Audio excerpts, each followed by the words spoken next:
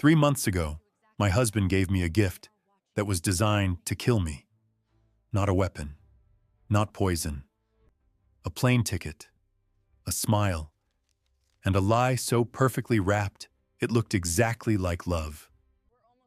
I'm a high school English teacher. I grade papers, I plan lessons, I argue about Fitzgerald with teenagers who'd rather be on TikTok. I'm not the kind of woman these things happen to, except it did happen to me. And the morning it all began. Our kitchen smelled like burned French toast and second chances.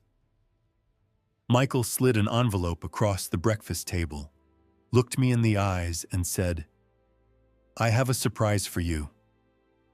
I should have noticed his hands were shaking. I should have noticed how he wouldn't quite meet my gaze. But I wanted to believe we were going to be okay. I wanted to believe in us. That belief almost cost me my life. 6 hours later, a stranger at an airport would be the one to save it, with 5 words I will never forget for as long as I live. No matter how much we love someone, love should never make us blind. When something feels wrong, it usually is. That quiet fear in your chest, it's not paranoia, it's protection. If this story stopped you mid-scroll, that's a sign. Stay until the end. Like, share, and subscribe so stories like this keep reaching the people who need them most. Drop a comment below. Have you ever ignored a red flag because you wanted to believe the best? This content was researched, built, and manually edited by our team to bring you meaning, awareness, and real-life lessons. It all boiled down to a single hug. That's the one detail my listener, Jessica, can't shake. Her husband, Connor, had planned this whole surprise trip, but right there in the TSA line, his embrace felt less like an act of love and more like he was shoving her away. He just turned and walked, never even glanced back. She was still trying to figure out which way her gate was when an airport official stepped right in front of her. The officer's voice was low, but it cut through everything. "Ma'am, you need to listen to me very carefully. You cannot get on that plane. I need you to come with us right now." Jessica told me she couldn't even begin to wrap her head around it, not until the whole horrifying truth came crashing down on her a few minutes later, and her world just shattered. Thank you for being here, because this is a story that needs to be heard. From what I've been able to uncover, this entire nightmare really kicked off about 3 months earlier, with what Jessica now sees as a perfectly calculated getaway planned by her husband, a parting gift that she was never, ever supposed to come home from. These days, Jessica is back in her classroom at Northwood High. I can just picture her, watching 23 kids trying to hide their phones behind copies of The Great Gatsby, with the Seattle rain just beating against the windows. Her wedding ring is miles away from her finger, sitting sealed up in a police evidence bag. She can still see Connor's smile that morning, September 12th, at 7:30 a.m. The kitchen smelled like his attempt at a romantic breakfast, burnt French toast, and he slid a cheap envelope across their table. "Got a little surprise for you," he said. And she told me, right then, some deep animal part of her brain was just screaming at her to run. Looking back, every single warning sign was there. The tiny tremor in his hands, the way his eyes darted everywhere but her face, even the crummy piece of tape holding the envelope shut. But she just pushed it all down, clinging to the 8 years they'd spent building a life, to a history that had to mean something. Inside were 2 first-class tickets for a 4-day trip to Vegas, complete with a suite at the Bellagio. This was the exact kind of fantasy vacation they used to dream about way back in 2015, right after they got married, when he was just a junior guy at a downtown firm and she was barely clearing $32,000 a year. Connor, this is insane, she started, a real smile finally breaking through the wall of dread. We can't afford this. He grabbed her hand, but his skin felt slick and cold. We can now, he pushed back. He started talking about how distant they'd become, how therapy wasn't working, and how this trip was their chance to finally reconnect. And she couldn't argue with that. A huge canyon had opened up between them. After her parents were killed by a drunk driver in March of 2021, she'd just collapsed into her grief. And Connor, he just checked out, vanishing into his phone and what he called late nights at the office, right up until he lost his job in November of 2022. By January, they were basically roommates who shared a mortgage. Still, this felt like too much, too out of the blue. Her anniversary isn't even until October 3rd, she told him. A flicker of raw irritation crossed his face before he plastered on another smile. I know, he said, but why wait? Let's just be spontaneous, Jess. You remember what that's like, don't you? She did. She remembered a last-minute road trip to Portland, the two of them screaming lyrics to classic rock songs off key. She remembered him proposing in some tiny park with a bunch of daisies because he didn't have money for a real ring. She remembered the way he used to look at her, like she was the most precious thing in the world. She just couldn't remember when he'd stopped. Okay, she heard herself say. Okay, let's do it. The smile he gave her back was completely empty. The next hour was a chaotic rush. Connor was adamant she pack everything in one small carry-on, and he watched her like a hawk the entire time. At one point, he actually reached over, unzipped the front pouch, peered inside, and zipped it back up. What are you even looking for? She asked, trying to laugh it off. Just making sure you have everything you need, he said, kissing her on the forehead. The kiss felt strangely final. His phone buzzed 4 separate times while she was packing, and every time, he ducked into the bedroom. She could only make out little pieces. Yeah, she's coming. No, she has no clue. I told you it was handled. When he walked out after that 4th call, she was standing by the front door. Who was that? She asked. Just work, he said, waving it off. But Connor's so-called consulting work hadn't brought in a single dime in over 6 months. The stack of unopened past-due bills on their counter told a much different story. There was a notice for a second mortgage on their house that she knew nothing about, and a threatening letter from a debt collector. I thought you said we could afford this, she said, her voice barely above a whisper. His jaw tightened. I said I'm handling it, Jessica. For once in your life, can you just trust me? That question hit her like a punch, because for 8 years she had trusted him with every penny of her parents' life insurance payout, a sum of $3.8 million that he swore he was investing for their future.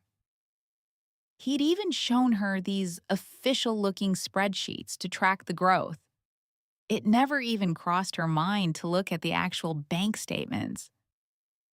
I do trust you, she replied, and the words felt like acid in her mouth. He pulled her into another one of those hugs, stiff and awkward. And that's when she smelled it. A new, expensive cologne she'd never smelled on him before. Over his shoulder, his laptop was still open on the table. Right before the screen went dark, she saw an online form and one word at the very top. In bold letters, beneficiary. Connor saw her looking and slammed the laptop shut. Battery's about to die, he said, the excuse way too fast. I'll plug it in when we get to the car. Jessica didn't say anything.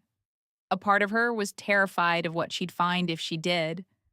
At 9:15, He insisted on carrying her bag to the car and putting it in the trunk himself. On the freeway, his knuckles were white on the steering wheel, and his eyes kept flicking to the rearview mirror every few seconds. "Everything's fine," he snapped when she asked if he was okay. "I just don't want to miss the flight." Their plane didn't leave until 10:30. They had tons of time. Jessica just turned her head and watched the gray skyline of Seattle shrink behind them. Her thoughts drifted to a text she'd gotten from her best friend Brittany the night before. "You sure about this trip? Connor's been acting so weird lately." Jessica's response had been simple. "He's trying. I feel like I have to, too." Now, sitting next to a man who was driving like he was running from the police, she was terrified Brittany had seen something she'd been forcing herself to ignore. "Trust me, Jess," Connor said again, his voice low and intense. "This trip is going to change everything." And he was right about that. What he didn't know was that in just a couple of hours, a few quiet words from a federal agent would tear his entire plan apart and ultimately save Jessica's life. That drive to the airport should have taken 35 minutes. Easy. A quick look at the dashboard clock showed Connor did it in 22. He was flying down the interstate, cutting people off, driving like someone was on his tail. I'm told Jessica's knuckles were bone white from gripping the door handle. "Connor, please slow down," she begged him. "We have plenty of time." He didn't even look at her. His eyes just kept bouncing between the road ahead and the mirror. When she mentioned again that their flight wasn't until 10:30, he just gritted his teeth. "I'm not taking any chances," he muttered. "You know how bad the traffic can get." It was a little after 9 on a Tuesday morning. There was no traffic, but she let it go. Over the last year, she'd learned that trying to reason with him when he got like this was a complete waste of breath. So she just sat there in silence, watching the city she knew bleed into the suburbs that surround the airport. His phone buzzed, and the call automatically piped through the car's Bluetooth speakers. "Yeah," he answered, his voice clipped. A man's voice, gravelly and distorted, crackled through the speakers. She couldn't make out the words exactly, but the tone was all there, angry and making demands. "I told you, it's handled," Connor shot back into the dead quiet of the car. He lowered his voice almost to a whisper. "Flight 447. It's at 10:30. The policy became active this morning. I checked." A wave of pure, cold dread washed over Jessica. Connor frantically jabbed the button on the steering wheel, ending the call. He immediately cranked the radio, blasting some angry rock music that filled the car and made it impossible to think. She just stared at the side of his face, at the tight line of his shoulders, and the muscle jumping in his jaw. "Who was that?" she had to yell over the noise. He shot her a look for just a second. But what she saw in his eyes, ice cold, trapped, and absolutely desperate, made her instantly regret she'd ever asked. As far as I can tell, this was the pivot point. This was the moment Connor could have pulled over, looked at his wife, and told her everything. But he didn't. He looked back at the road. He called it consulting. This vague, shadowy story about a demanding client and a situation that was, in his favorite new word, complicated. For the last 6 months, ever since his job downtown had disappeared, that was his answer for everything. The overdue bills were complicated. The maxed out credit cards were complicated. The fact that Jessica's teacher's salary was the only thing keeping them from losing their house. It was all just complicated.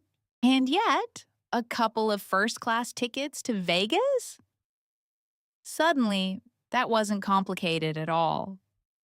As she sat there in the passenger seat, Brittany's phone lit up. The name that flashed on the screen was Jessica Miller. And the text message, man, it read, Brittany, Mom took a fall. Can you call me? Now, Jessica was her anchor, her best friend since they were 19, the one who held her together after her parents were killed.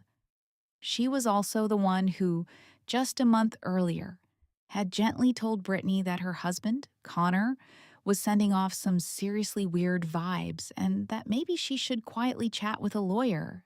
Brittany had totally blown it off back then, telling Jessica she was overreacting. But now, as her thumb was literally hovering over the call button, Connor's arm shot across the console and he snatched the phone right out of her hand. You have to imagine the shock before the anger even had a chance to bubble up. You can call her when we get to Vegas, he said, his voice completely flat as he dropped her phone into a cup holder, just out of her reach. So, the first real crack in the facade, from what I've been told, happened on the drive to the airport. We're going to be late, Connor said, his voice stretched thin. No, we're not, Connor, Brittany replied, trying to keep it light. It's only 9:15. And that's when his whole demeanor shifted. Brittany, he said, and the way his voice dropped was just bone-chilling. Can you please, for once, just let me handle it? Now, I'm told that when Connor used the word please like that, it wasn't a question. It was a command. And in that moment, she saw his knuckles, ghostly white as he strangled the steering wheel. She told me later how she saw this vein just pulsing in his temple and she was trying, God, she was trying to see the guy she'd married 8 years ago. The guy who could make her laugh so hard that soda would come out her nose. The one who'd pull her into a slow dance right there in the kitchen. He was supposed to be her person, her safe place.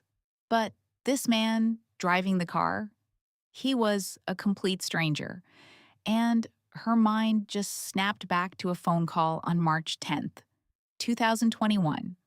A state trooper on the other end of the line, using words like fatal accident and died on impact to tell her that her parents were gone. After that call, her entire world just went gray. A check for $3.8 million arrived in the mail about 6 weeks later. Her dad, an aerospace engineer, and her mom, a librarian, had planned for every contingency.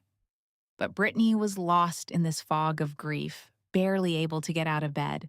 So she just signed it all over to Connor. He was supposed to invest it for them, protect it, build their future with it. He promised her he'd handle everything. And in all that time, she never once asked to see a bank statement. Not once. Connor, she finally asked, her voice deliberately steady. Where is my parents' money? He didn't even look at her, just kept driving, the speedometer creeping past 80 in a 60-mile-per-hour zone. It's fine, Brittany, he said, his voice clipped. It's all invested. Then why? She pushed. Are we getting calls from collection agencies? His jaw locked tight. Those are old, he snapped. From before I took over. I'm handling it. How? How are you handling it when you don't even have a job? And that question, that, they say, is what finally broke him. His fist slammed down on the steering wheel, and the car jerked violently into the next lane. Brittany screamed, her hand flying to the door handle. He wrenched the wheel back, his breathing ragged. I'm sorry, he whispered. There are things you don't understand. But this trip, he insisted, his voice suddenly pleading, this is going to fix everything. You just have to trust me. It was his go-to line, the one she so desperately wanted to fall for. Because facing the alternative that the man she'd built her life with was a liar, that all that money was gone, that something was terribly, fundamentally wrong, it was just too big to even comprehend. So She just went silent, staring out the passenger side window for the rest of the drive. They pulled up to the SeaTac departure drop-off at exactly 9:38. Connor didn't even try to park. He just swerved to the curb, barely stopping long enough for her to wrestle her suitcase out of the back. "I'll see you at the gate," he called over his shoulder. She just stood there, completely stunned. "You're not coming in with me." "I have to return something nearby," he said, the words rushing out. "I'll meet you inside. 20 minutes, gate C7. Before she could even argue, he was pushing her along. "Brittany, just go. You'll miss your check-in." And just like that, she was left standing on the curb, bag over her shoulder, watching his car pull back into the flow of traffic and vanish without so much as a goodbye wave. She turned and walked through those sliding glass doors into that weird, familiar airport smell of coffee and cinnamon and stale air. She was heading for her gate, heading for Vegas, heading for a future she couldn't possibly imagine. What she didn't know was that the woman who walked into SeaTac that morning was never really coming back out. The security line at Checkpoint C was moving with this almost creepy efficiency that Tuesday morning. I found out there were about 20 people ahead of her, a family trying to coral their toddlers, a businessman on his phone, a college kid with purple hair lost in her music. Just a totally normal cross-section of humanity. And to all of them, she must have looked completely fine. Just another traveler holding a boarding pass, trying to forget the image of her husband driving away so coldly. But my investigation turned up a chilling fact. He hadn't driven off at all. Through that massive glass wall that separates the secure side of the airport from the public concourse, she saw him. He was just standing there by Starbucks, a good 20 yards past her checkpoint, on the non-secure side, the side for people who have zero intention of getting on a plane. And his eyes were locked right on her. Brittany told me she just froze solid, her mind scrambling for any kind of logical explanation. Was he having second thoughts? But he wasn't moving toward the ticket counters. He was just watching her, phone in his hand, with this intensity that didn't feel like love. It felt like he was confirming a delivery. And that is when a TSA officer, a woman in her mid-40s with her hair in a tight bun, noticed him too. This officer, I'm told, she glances from Connor to one of her coworkers and then her eyes snap right back to him. She speaks quietly into the radio on her shoulder. Up at the front, a younger agent named Ben Carter waves Brittany forward. He takes her ID and boarding pass, looks from the photo to her face, scans the pass, and hands it all back. "Gate C7, have a nice flight." She moves toward the conveyor belt like a robot, putting her laptop and her purse into one of those gray plastic bins. When she steps through the body scanner, it's totally silent. Of course it was. The only thing she was carrying that was a threat was the sickening, gut-wrenching feeling that getting on that plane was the single biggest mistake of her life. After she tied her shoes, she looked back one more time through the glass wall. Connor was gone from the Starbucks. Her heart did a little jump, but then she spotted him, half hidden in an alcove by the men's room. His back was to her now, phone glued to his ear, his free hand just slicing through the air as he talked with this angry, urgent energy. And the TSA officer, the one with the dark hair, was now walking right toward him. I would later find out her name was Agent Jessica Riley. She'd been with the Transportation Security Administration for 18 years. 18 years of scanning faces, taking away big bottles of shampoo, and telling people to take their shoes off. For 18 years, her entire job was built on picking up on the things that just felt wrong, the little signs that people try to hide. She'd been called paranoid and over the top more times than she could remember. But she wasn't paranoid. She was just incredibly good at her job. All Brittany knew in that moment was that this woman in a uniform was staring at her husband with the exact same terrifying focus that she was. I'm told Agent Riley walked right past where Brittany was standing without even a look. Her pace steady, but her eyes were glued on Connor. Her hand was resting casually on her radio. As she got closer to the alcove where he was arguing into the phone, she kind of tilted her head, trying to hear what he was saying. Even from a distance, Connor's voice was like this harsh, angry whisper. It was the sound of a man who was desperate not to be overheard. Brittany couldn't make out a single word, but Agent Riley could. Hours later, sitting in a cold, sterile room with a detective named Mark Evans, Brittany would finally learn what he said. Not from a tape, but from the official transcript of the report Agent Riley radioed in at 9:51 that morning.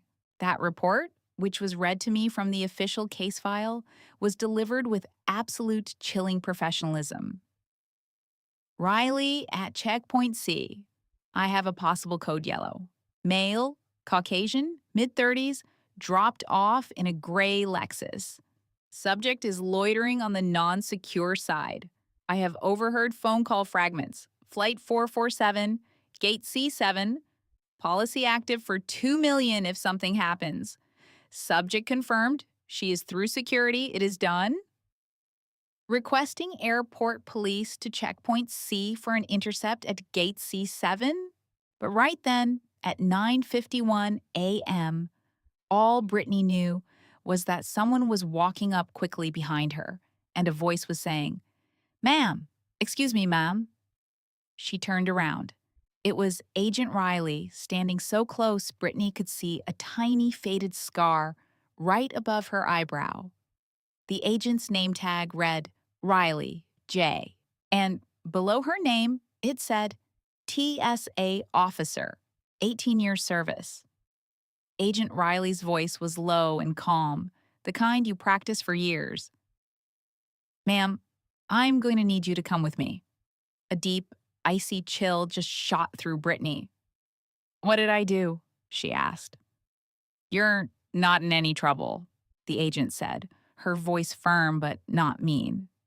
It was the voice of a pro who has to deliver the worst news imaginable.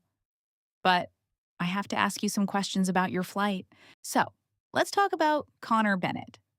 From the outside, he's just another guy dropping his wife, Brittany, off at the airport. A kiss goodbye, a wave, all of it a perfect performance. He watches her walk toward the sea gates, her flight to Vegas scheduled to board in under 30 minutes.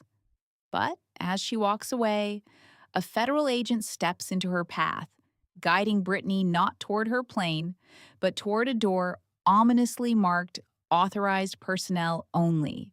For Brittany, the real fear didn't hit like a lightning bolt. It was a slow, creeping dread. I'm told her voice was barely there when she asked if her flight was delayed. The agent, a woman named Sarah Riley, was vague, saying it might be nothing. But her eyes kept flicking back to the Starbucks where Connor had been standing just moments before. He was already gone. "The man you were with, your husband," Agent Riley began, and all Brittany could do was nod, her world starting to shrink. "He just made a phone call that scared the hell out of me," Riley said, no sugarcoating it.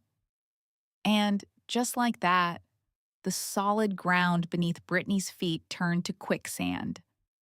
She reached for a wall to steady herself as Agent Riley's hand gripped her arm.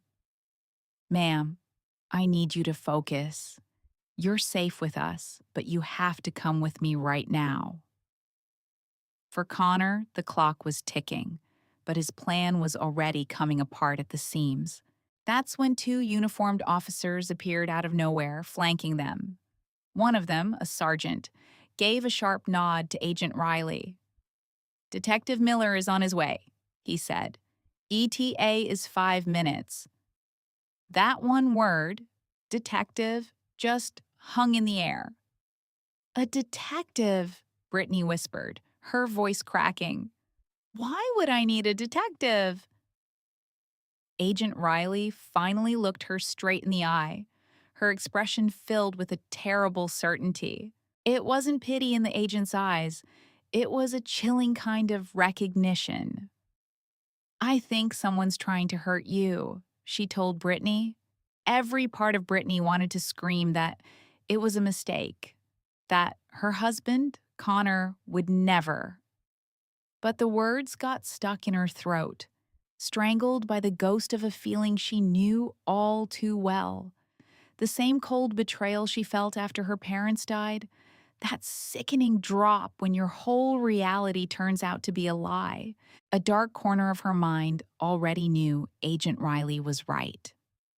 As they led her down a hallway, the name Detective Miller was just a distant sound, as unreal as the idea that Connor, the man she loved, had just set her up to die. They entered a small, windowless room that reeked of stale coffee, where a detective with surprisingly kind eyes was waiting. Yeah, I'm told those eyes were the only reason she didn't just bolt. The room was a sterile gray box, maybe 10 by 12 feet, with nothing but a metal table and a couple of chairs.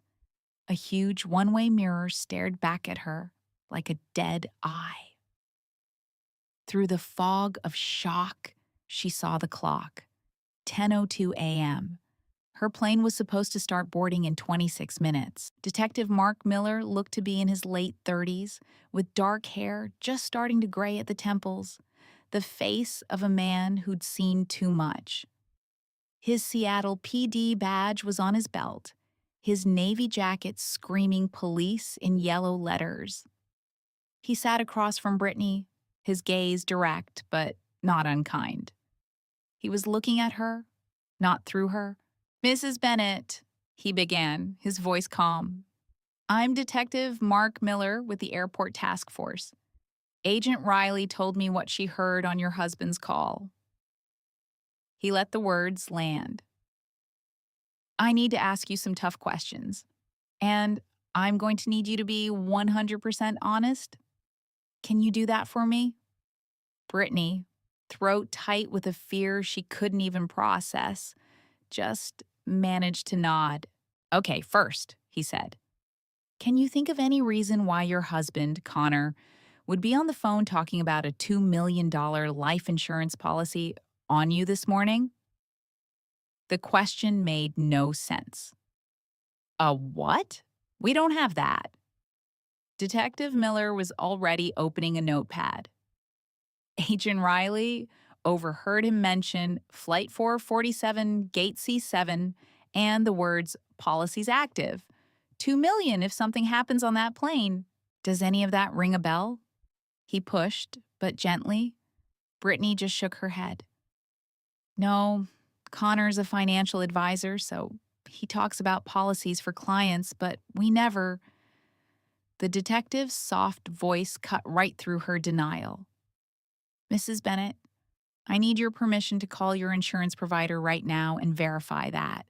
Yes, of course, she stammered, the words tumbling out. There isn't a policy. It's a mistake. Connor wouldn't do this. But Miller was already dialing, putting the call on speaker. A crisp voice came on the line. Secure Life Insurance, Fraud Investigation Department. This is Sarah Jenkins. Ms. Jenkins, this is Detective Mark Miller, Seattle PD, badge number 6247, he said. I'm investigating a potential fraud case. Hey, can you look up a name for me? Brittany Bennett?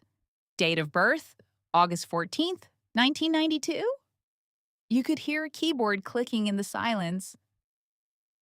Yes, I'm showing an active term life policy under that name. And then came the gut punch. Policyholder Brittany Ann Bennett. It's a $2 million 20-year term. The sole beneficiary is listed as Connor James Bennett.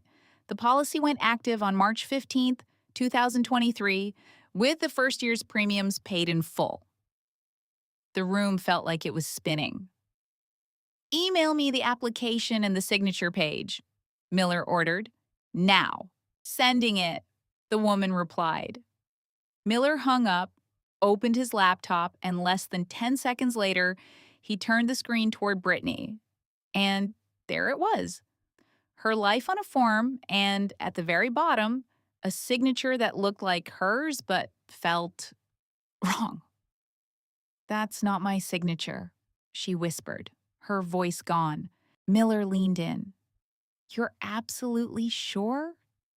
Look at the B in Bennett, she said, her finger shaking as it hovered over the screen. I always use two loops.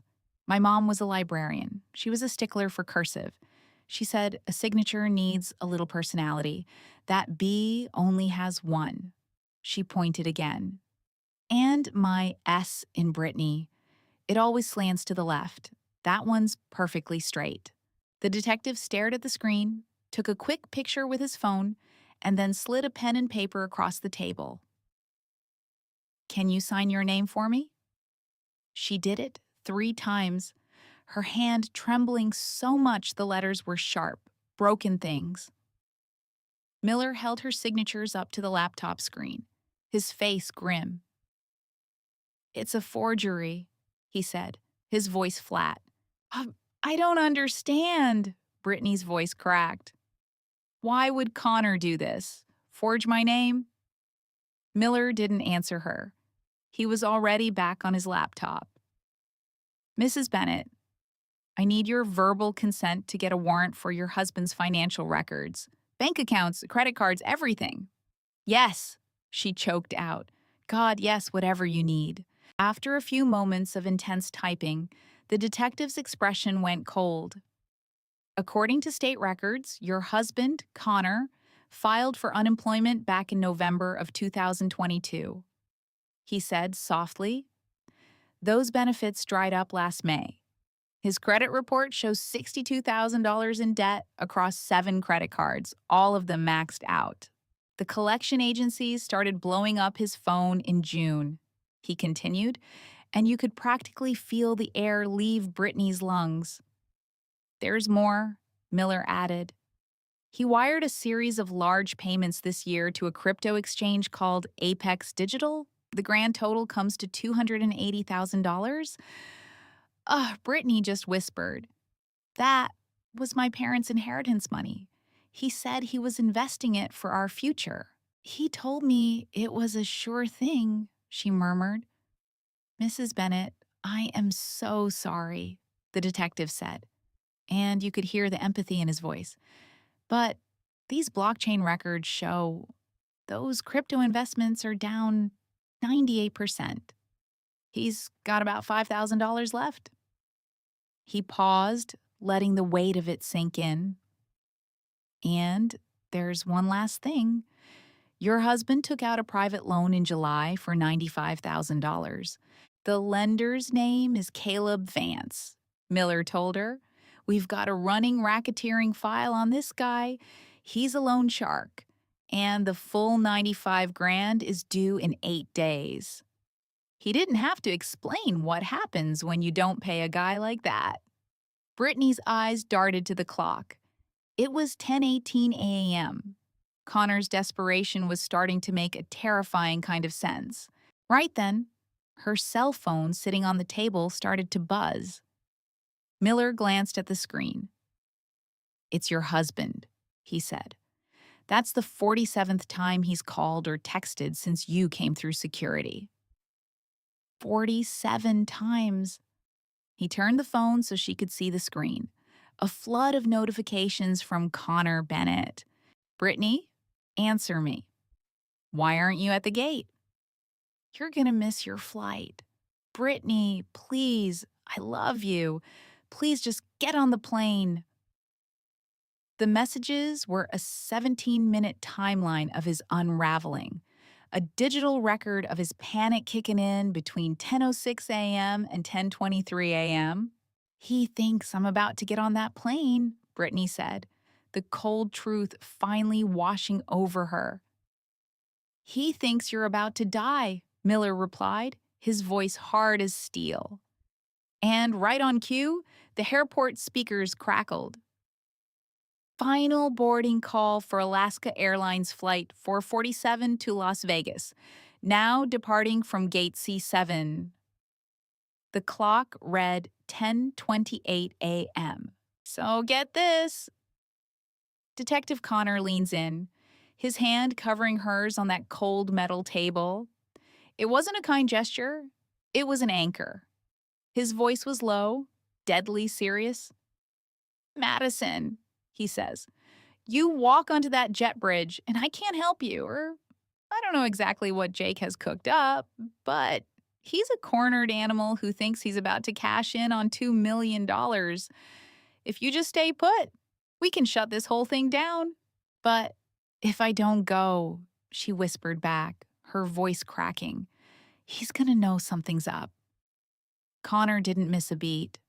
But he won't be able to touch you, he shot back. You'll be alive. The clock on the wall clicked to 10:29 a.m. She could see Jake's strained smile from the car, hear his empty promise that this trip would fix everything. She thought about the inheritance from her parents, the $3.8 million that was supposed to be her fresh start.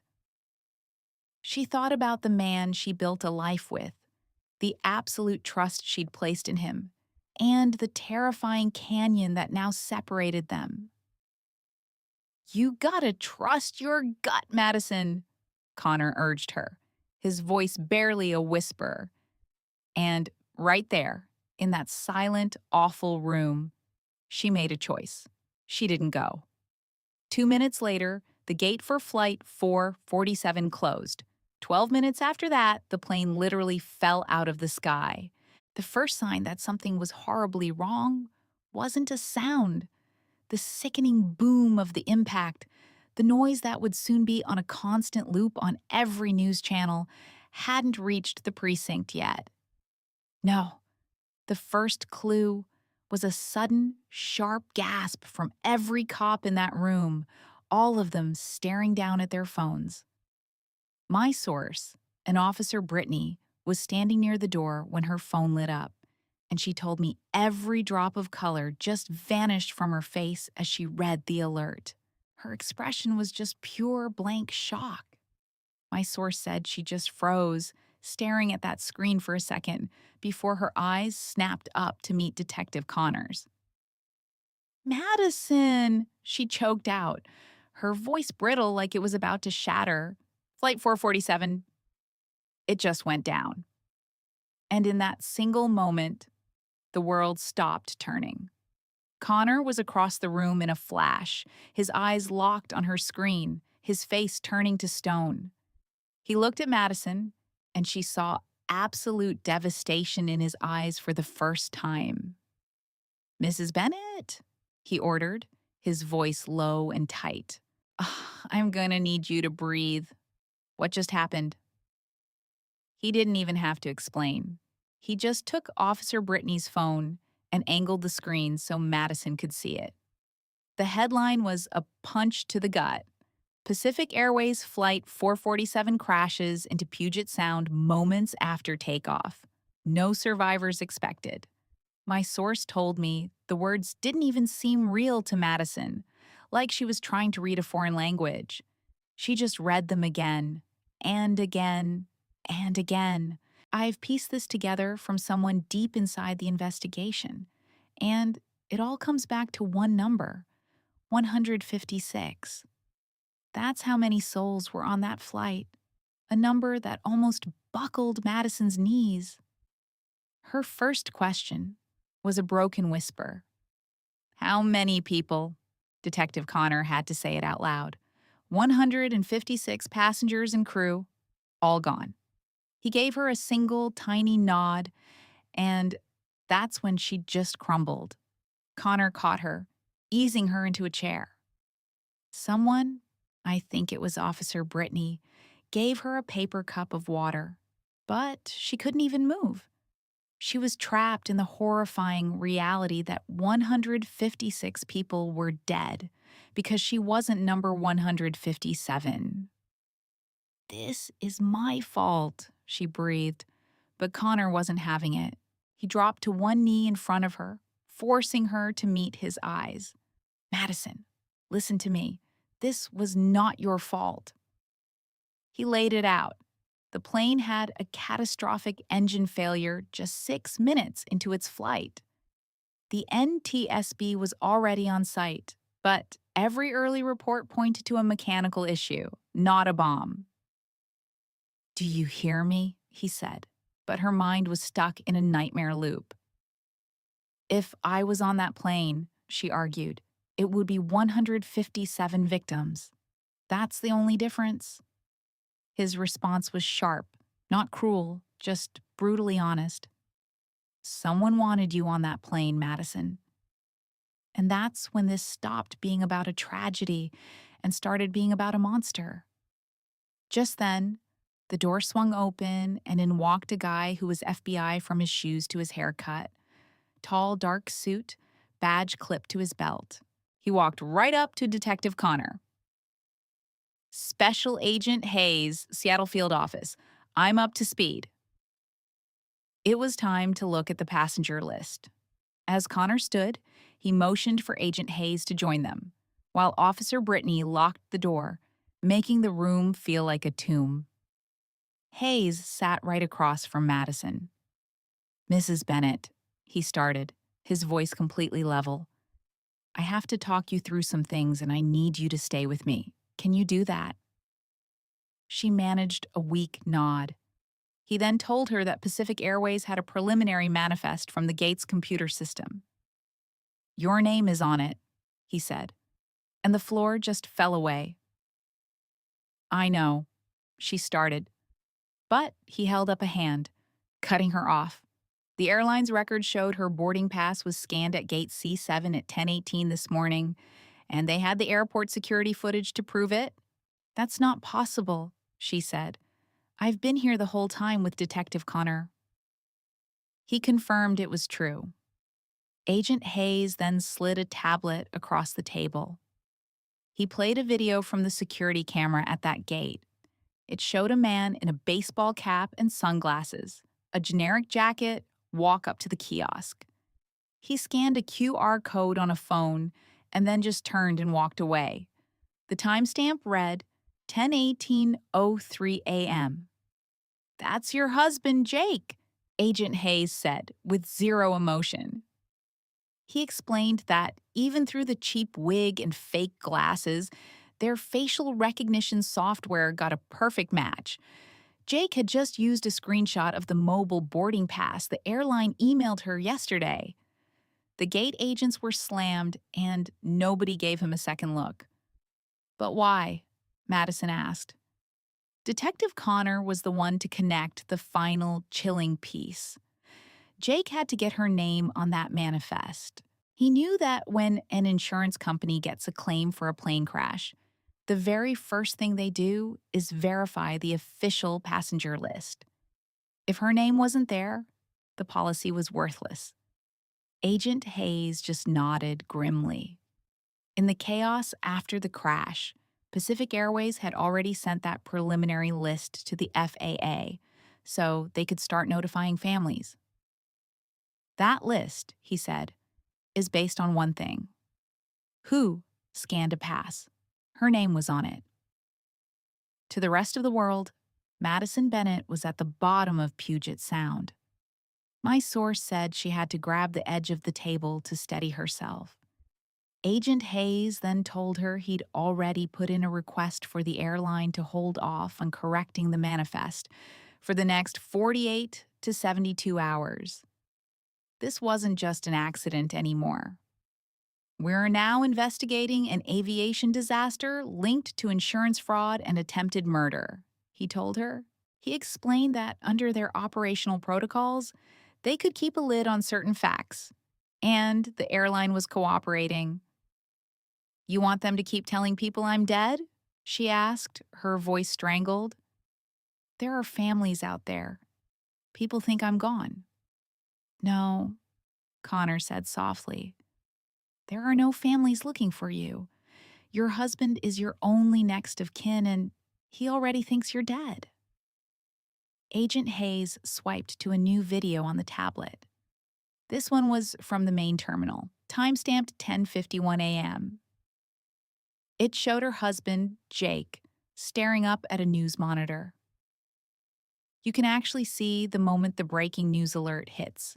You can see the fake concern he's wearing completely evaporate.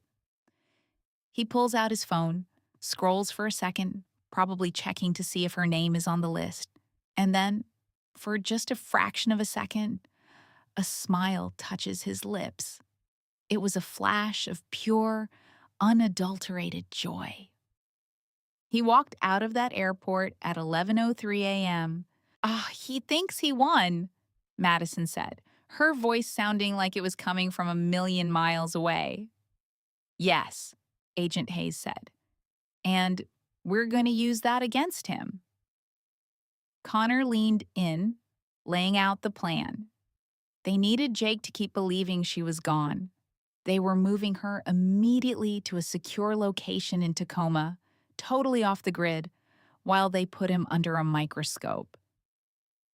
Guys who think they've committed the perfect crime get sloppy, Connor told her. He'll slip up. He'll call another woman, try to get into her bank accounts, or file that multi-million-dollar insurance claim, and the second he does, they've got him. How long? She whispered. 72 hours, Agent Hayes replied.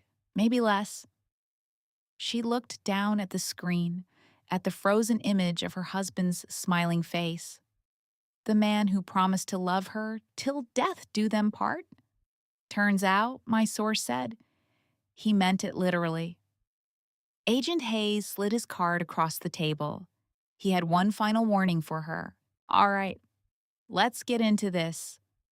The story was about to explode across the news, and Brittany's name was going to be on every heartbreaking list of the dead. Her entire life, her friends, the people she worked with, they were all about to believe she was gone.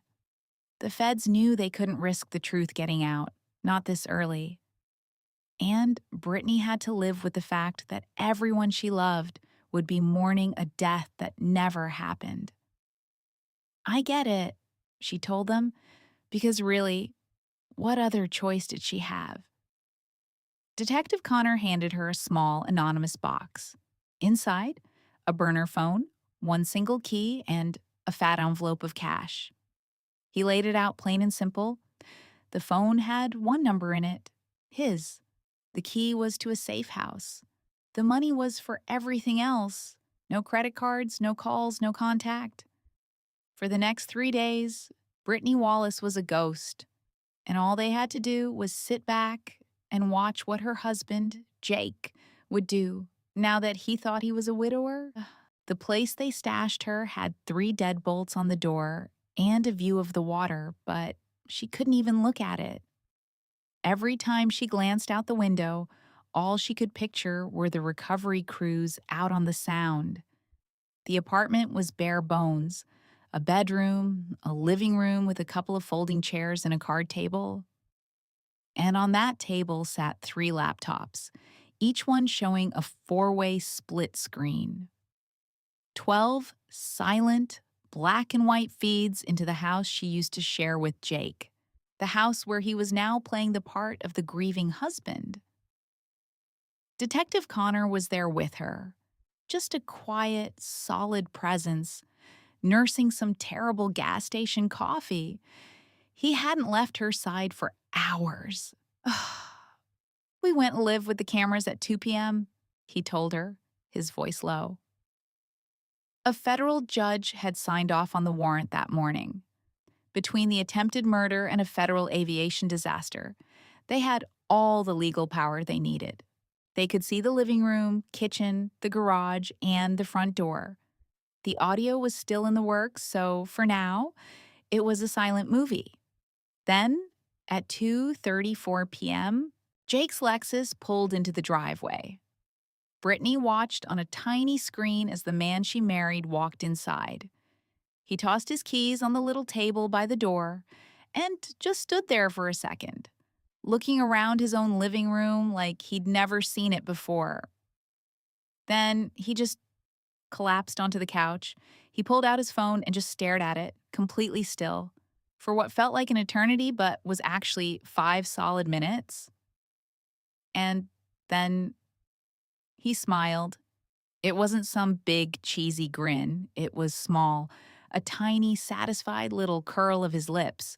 It was there for maybe 3 seconds, but it was enough. Did you see that? She breathed, her voice rattling. Connor just gave a grim nod, his jaw clenched tight. A moment later, Jake was in the kitchen, pulling a beer from the fridge.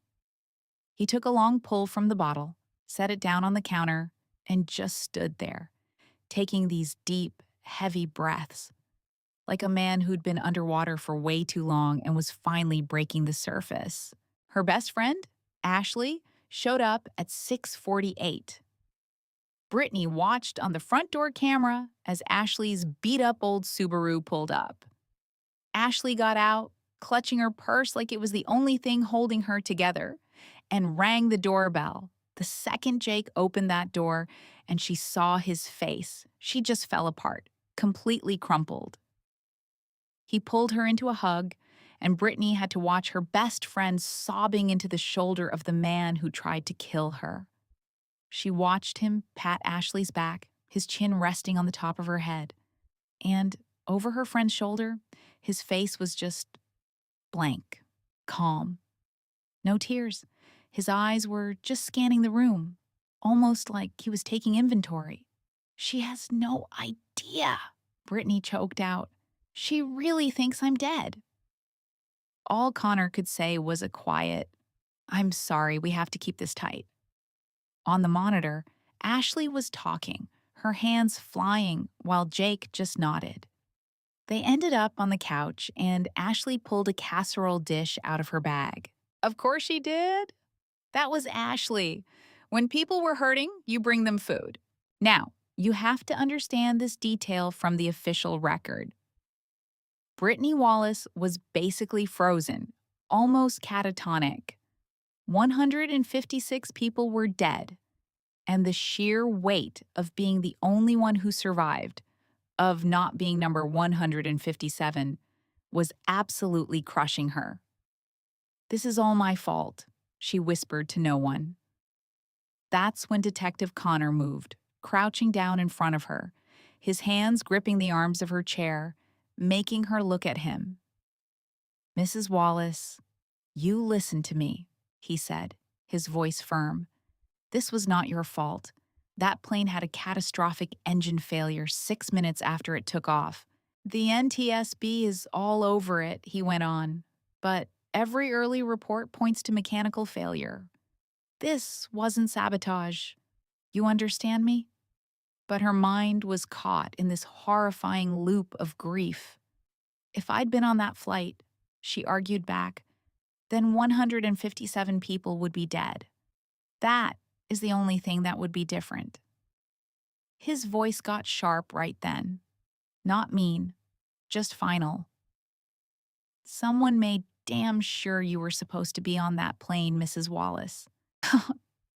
"And now," he said, the words just hanging there in the dead air, "we have to find out who, and we have to find out why." Right on cue, the door to the safe house opened. A guy in his mid-40s walked in, tall, wearing a perfectly tailored dark suit with a federal badge clipped to his belt. "FBI," he said, and his voice just owned the room. "Detective Connor, I'm Special Agent Evans, Seattle Field Office. I'm up to speed." It was time to pull apart the passenger list, piece by piece. Connor stood up, giving his seat to Agent Evans as another agent secured the door behind him, making the small room feel like it was shrinking. "Mrs. Wallace," Agent Evans started, and the way he sat across from her felt more like an interrogation. "I need to walk you through some things that are going to be tough to hear, and I need you to stay with me. Can you do that for me?" All she could manage was a tiny, terrified nod. He laid down the first bombshell. Pacific Airways had put out a preliminary list of passengers pulled right from their system at the gate. "Your name is on that list," he said flatly. The world just fell away beneath her. "I know," she started to say, but he held up a hand, cutting her off. "The airline system shows your boarding pass was scanned at gate C7 at 10:18 this morning, and we've got the airport security footage to back it up." "That's impossible," she said. "I was here, with Detective Connor." "Exactly," Evans replied. Agent Evans held up a tablet and swiped the screen before turning it to face her. It was security footage from gate C7. It showed a man, his face hidden under a baseball cap and sunglasses, his body buried in a generic jacket, walking up to one of those self-service scanners. He scanned a QR code from a phone in his hand, and then, without a second glance, he just turned and walked away. The timestamp on the video read 10:18:03 a.m. "That's your husband, Jake," Agent Evans said, with zero emotion in his voice. "He's in a wig and some cheap drugstore glasses, but our facial recognition software got a positive match. He used a simple screenshot of the mobile boarding pass the airline emailed you yesterday. With the chaos at the gate, nobody even looked twice." "But why? Why would he do that?" she asked, her voice barely a whisper. It was Connor who answered, putting the horrifying pieces together. "Because he needed your name on that manifest, Brittany. When an insurance company looks into a claim from a plane crash, the very first thing they check is that passenger list. If your name isn't on it, they don't pay out a single cent." Agent Evans just gave a slow, somber nod. In all the confusion right after the crash, Pacific Airways sent that initial list straight to the FAA so they could start notifying the families. "That list," he explained, "is only based on whose boarding pass got scanned at the gate, not who physically got on the plane. So, your name is on it. Officially, as far as the world is concerned, you were one of the victims." The room started to spin. She had to grab the table to steady herself. "Mrs. Wallace?" Evans pushed on. "I've already put in a request with Pacific Airways to hold off on correcting that manifest for the next 48 to 72 hours. The entire game has changed," he told her. "We are now investigating a major aviation disaster that is tied to a conspiracy of insurance fraud and attempted murder. Our security protocols allow us to suppress information in a situation like this, and the airline is cooperating fully." Her voice came out as a raw croak. "You want them to keep lying? There are families out there. People think that I'm dead." "No," Connor cut in gently. "There aren't any families looking for you. Your husband, Jake, is down as your only emergency contact. He's your next of kin. And as of right now, he is 100% convinced that you are gone." Agent Evans swiped the tablet to a new video. This one was from the main airport terminal, showing Jake standing near one of those huge news monitors. The timestamp read 10:51 a.m. "I've seen this footage with my own eyes." You can see him watching the breaking news report. You can see the mask of a concerned husband that he so carefully put on just melt away. You see him pull out his phone, scrolling through something, no doubt checking the passenger list to find her name. And then, for one single ice-cold frame, you see him smile. It was this flash of pure, unadulterated relief. He walked out of that terminal at 11:03 a.m. "He thinks he's gotten away with it," Brittany said, and her own voice sounded like it belonged to a stranger. "Yes," Agent Evans confirmed. "And we're going to use that to our advantage." Connor leaned in. "Brittany, We have to let Jake continue to believe you died today. We're putting you in a secure location, miles from anywhere he would ever think to look. And we're putting him under a microscope, 24/7 surveillance. People who think they've pulled off the perfect crime always get cocky. They always get sloppy. And he is going to make a mistake. Model. All right. So, the feds laid out the trap for Jake's wife, Brittany. Detective Evans told her straight up, he's going to call the other woman, he's going to try and get into the bank accounts, and you can bet he'll file that insurance claim.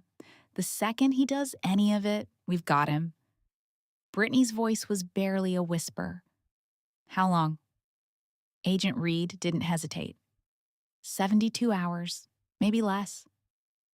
Her gaze drifted back to the photo on the tablet, that frozen image of her husband smiling back at her, the man who swore it'd be them against the world. Till death do they part. And the sickest part? My sources told me he apparently meant that, literally. Agent Reed slid a business card across the table to her. One more thing. This is about to blow up in the news. Your name, Brittany, is going to be on the public list of victims. When your friends and coworkers see it, they will believe you're gone. We can't stop that. And we can't correct the record, he said, his voice grim. Not yet. She thought of everyone she knew. Her best friend Chloe, the student she taught every day. They were all about to be mourning for her. All she could get out was, I understand. Detective Evans stood up, pulling a small box from a drawer. Inside was a burner phone, a single key, and an envelope fat with cash. That phone has one number in it, he said. Mine. The key unlocks the safe house, he continued. The cash is for whatever you need. Don't even think about using your credit cards. Don't call anyone. For the next 3 days, Brittany Bennett is a ghost. The plan was brutally simple. They were going to sit back and watch what Jake did when he thought he was a widower. My contact said the safe house had 3 deadbolts on the door and a killer view of the Tacoma Narrows Bridge, but Brittany couldn't even look at the water. All her mind could conjure up was the image of wreckage and recovery crews dragging the Puget Sound. The apartment was bare bones. 1 bedroom, a living room with a couple of folding chairs and a card table. And set up on that table were 3 laptops, each screen split into a grid of 4 camera feeds. They gave her 12 silent, black and white windows into her own home. The same home where her husband was now playing the part of the heartbroken widower. Detective Evans was right there with her, sipping on some stale gas station coffee. He hadn't left her side since they got there 4 hours ago. Just this quiet, solid presence in the middle of her nightmare. Cameras went live at 2 p.m., he told her. Federal judge signed the warrant at 11:15. Tying this whole thing to an aviation incident and attempted murder gave us a lot of rope. We've got eyes on the living room, kitchen, garage, and the front door. The warrant for audio was still hung up in the system, so for now, all they could do was watch. Then, at 2:34 in the afternoon, Jake's Lexus rolled into the driveway on one of the feeds. Brittany watched him get out, walk inside, toss his keys on the entryway table, and just stop. He stood there for a long moment, just scanning the living room like he was seeing it for the first time. After what felt like an eternity, he sank onto their sofa, took out his phone, and just stared at the screen. He didn't move a muscle for 5 solid minutes. And then he smiled. It wasn't some big, cheesy grin. It was just this subtle, deeply satisfied little smirk. It was there for maybe 3 seconds, but you couldn't miss it. Did you see that? She whispered, her voice trembling. Evans just gave a single hard nod. his jaw clenched tight. Then Jake stood up, went to the kitchen, and grabbed a beer from the fridge. He twisted the cap off and took a long, slow pull. Then he set the bottle on the counter and just stood there, breathing, deep, shuddering breaths like a man who just had a massive weight lifted off his shoulders. Later that evening, at 6:48 p.m., her best friend Chloe pulled up. On the front door cam, Brittany watched Chloe's old Subaru park out front, a faded political sticker still clinging to the bumper. She saw her friend get out, clutching her purse like a lifeline as she walked to the door and rang the bell. The moment Jake opened it, Chloe just looked at his face and completely fell apart, collapsing into gut-wrenching sobs. He pulled her into a hug. Brittany had to watch her best friend weep on her husband's shoulder, watched him patting her back, his chin resting on her hair. And over Chloe's shoulder, his face was a complete blank. Calm, dry-eyed, his gaze sweeping the room like he was taking inventory of his brand new life. "She has no idea," Brittany choked out. "She really truly thinks I died today." "I'm sorry," was all Evans could say. "It's operational security. She's my best friend." On the monitor, Chloe was talking a mile a minute through her tears, and Jake was just nodding along. They moved to the couch, where Chloe pulled a casserole dish out of her bag. Of course she did. That was Chloe's way. When people are hurting, you show up and you bring food. I'm told Jake gave her a smile that could have fooled a saint. It was that warm, that full of what looked like pure gratitude. For Brittany, watching from miles away, it was a performance that made her want to claw her way through the screen. For 2 gut-wrenching hours, she watched the charade.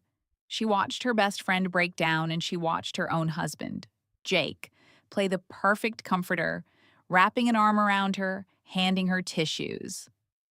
At exactly 8:52 p.m., Chloe finally got up, gave him one more hug, and left. The second that door clicked shut, Jake's entire face went slack. He went back to the couch, sat down, and pulled out his phone. And that same secret, knowing smile crept back onto his face. Beside Brittany, Detective Evans just typed another line into his report. My source called him a monster, but a damn convincing one. That first night of the stakeout, sleep wasn't even an option for Brittany. She was a ghost in a folding chair, her eyes burning from staring at the video feeds coming from inside her own house. At 11:14 p.m., Jake Bennett turned off the living room lights. 8 minutes went by. At 11:22 p.m., the bedroom went dark. Through the eerie green glow of the night vision camera, she watched, desperate for just one sign of grief. A restless turn, a long look at the empty side of the bed, anything that would prove he was a man in mourning. But there was nothing, not a single flicker. The footage showed that within minutes, Jake was dead asleep. His breathing was deep and even, his chest rising and falling in a slow, easy rhythm. It was the kind of peaceful rest that belongs to a person with a perfectly clear conscience. When Detective Evans came back at 6 in the morning, he was holding a McDonald's bag. Brittany was in the exact same spot. "You have to get some sleep," he told her. Her reply was flat. "I can't." He knew it was no use pushing. He just put the breakfast sandwiches on the table and sat there with her in silence. Then, at 9:12 a.m. on September 13th, something changed. Jake went into the garage. A single camera, the one they'd hidden near the door, caught the whole thing. He stood right in the middle of the frame, pulled out his cell phone, and made a call. The audio still wasn't live, so they couldn't hear a single word. But his body language was a full-blown confession. He was electric, a massive grin plastered on his face. He was waving his free hand around like a maniac, pumping his fist in the air with an energy she'd only ever seen when he closed a huge deal at work.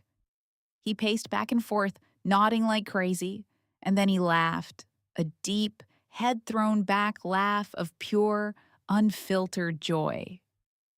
After he hung up, he looked down at his phone for a second, then shot his fist into the air in a victory pose. Detective Evans leaned in toward the screen.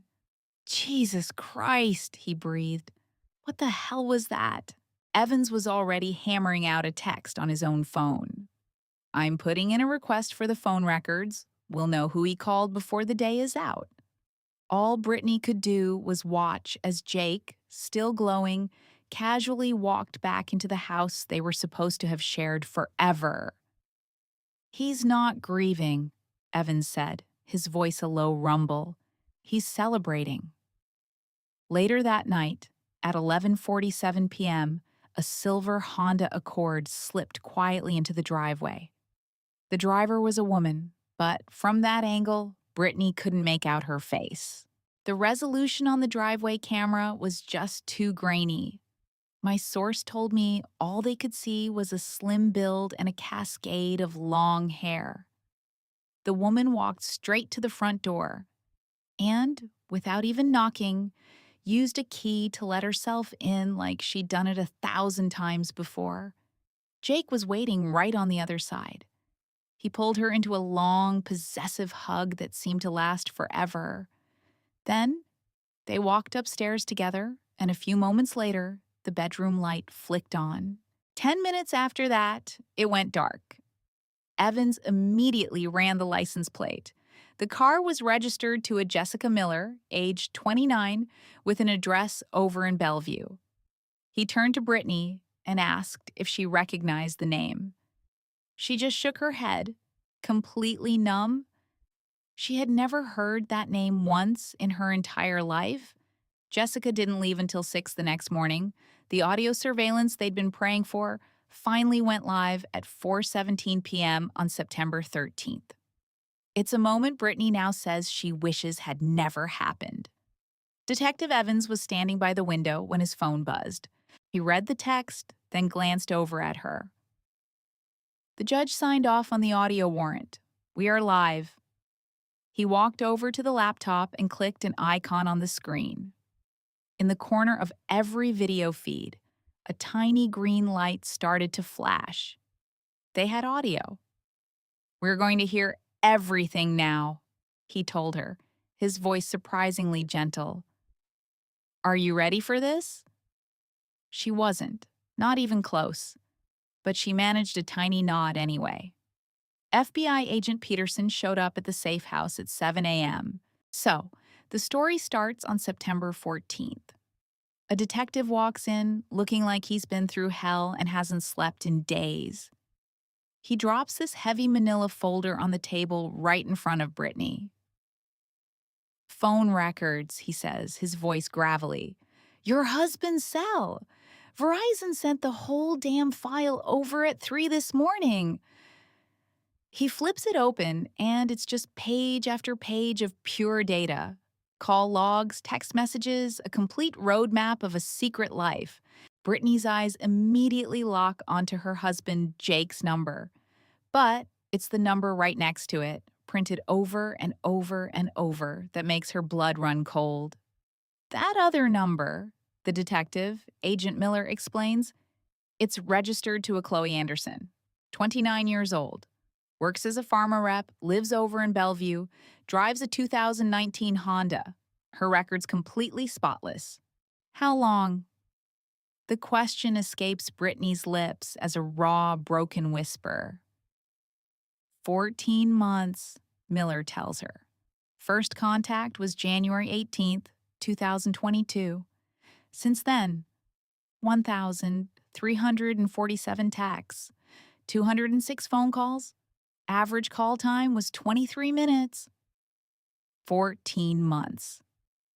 It meant that while Brittany was mourning her own parents, teaching her students, and sleeping beside Jake every night, he was living an entirely different existence with someone else. "We pulled her work files." Agent Miller keeps going, his tone all business but not without a trace of sympathy. She travels a ton for work, and her company car has GPS. We got the logs. It shows she was in your neighborhood right around your block 83 times in the last year, almost always during the day when you'd be at the school. He pauses for a second, his expression softening. Mrs. Connor. Brittany, she corrects him. Her mind just a blur of numbers. 1,347 texts, 83 visits, 14 months.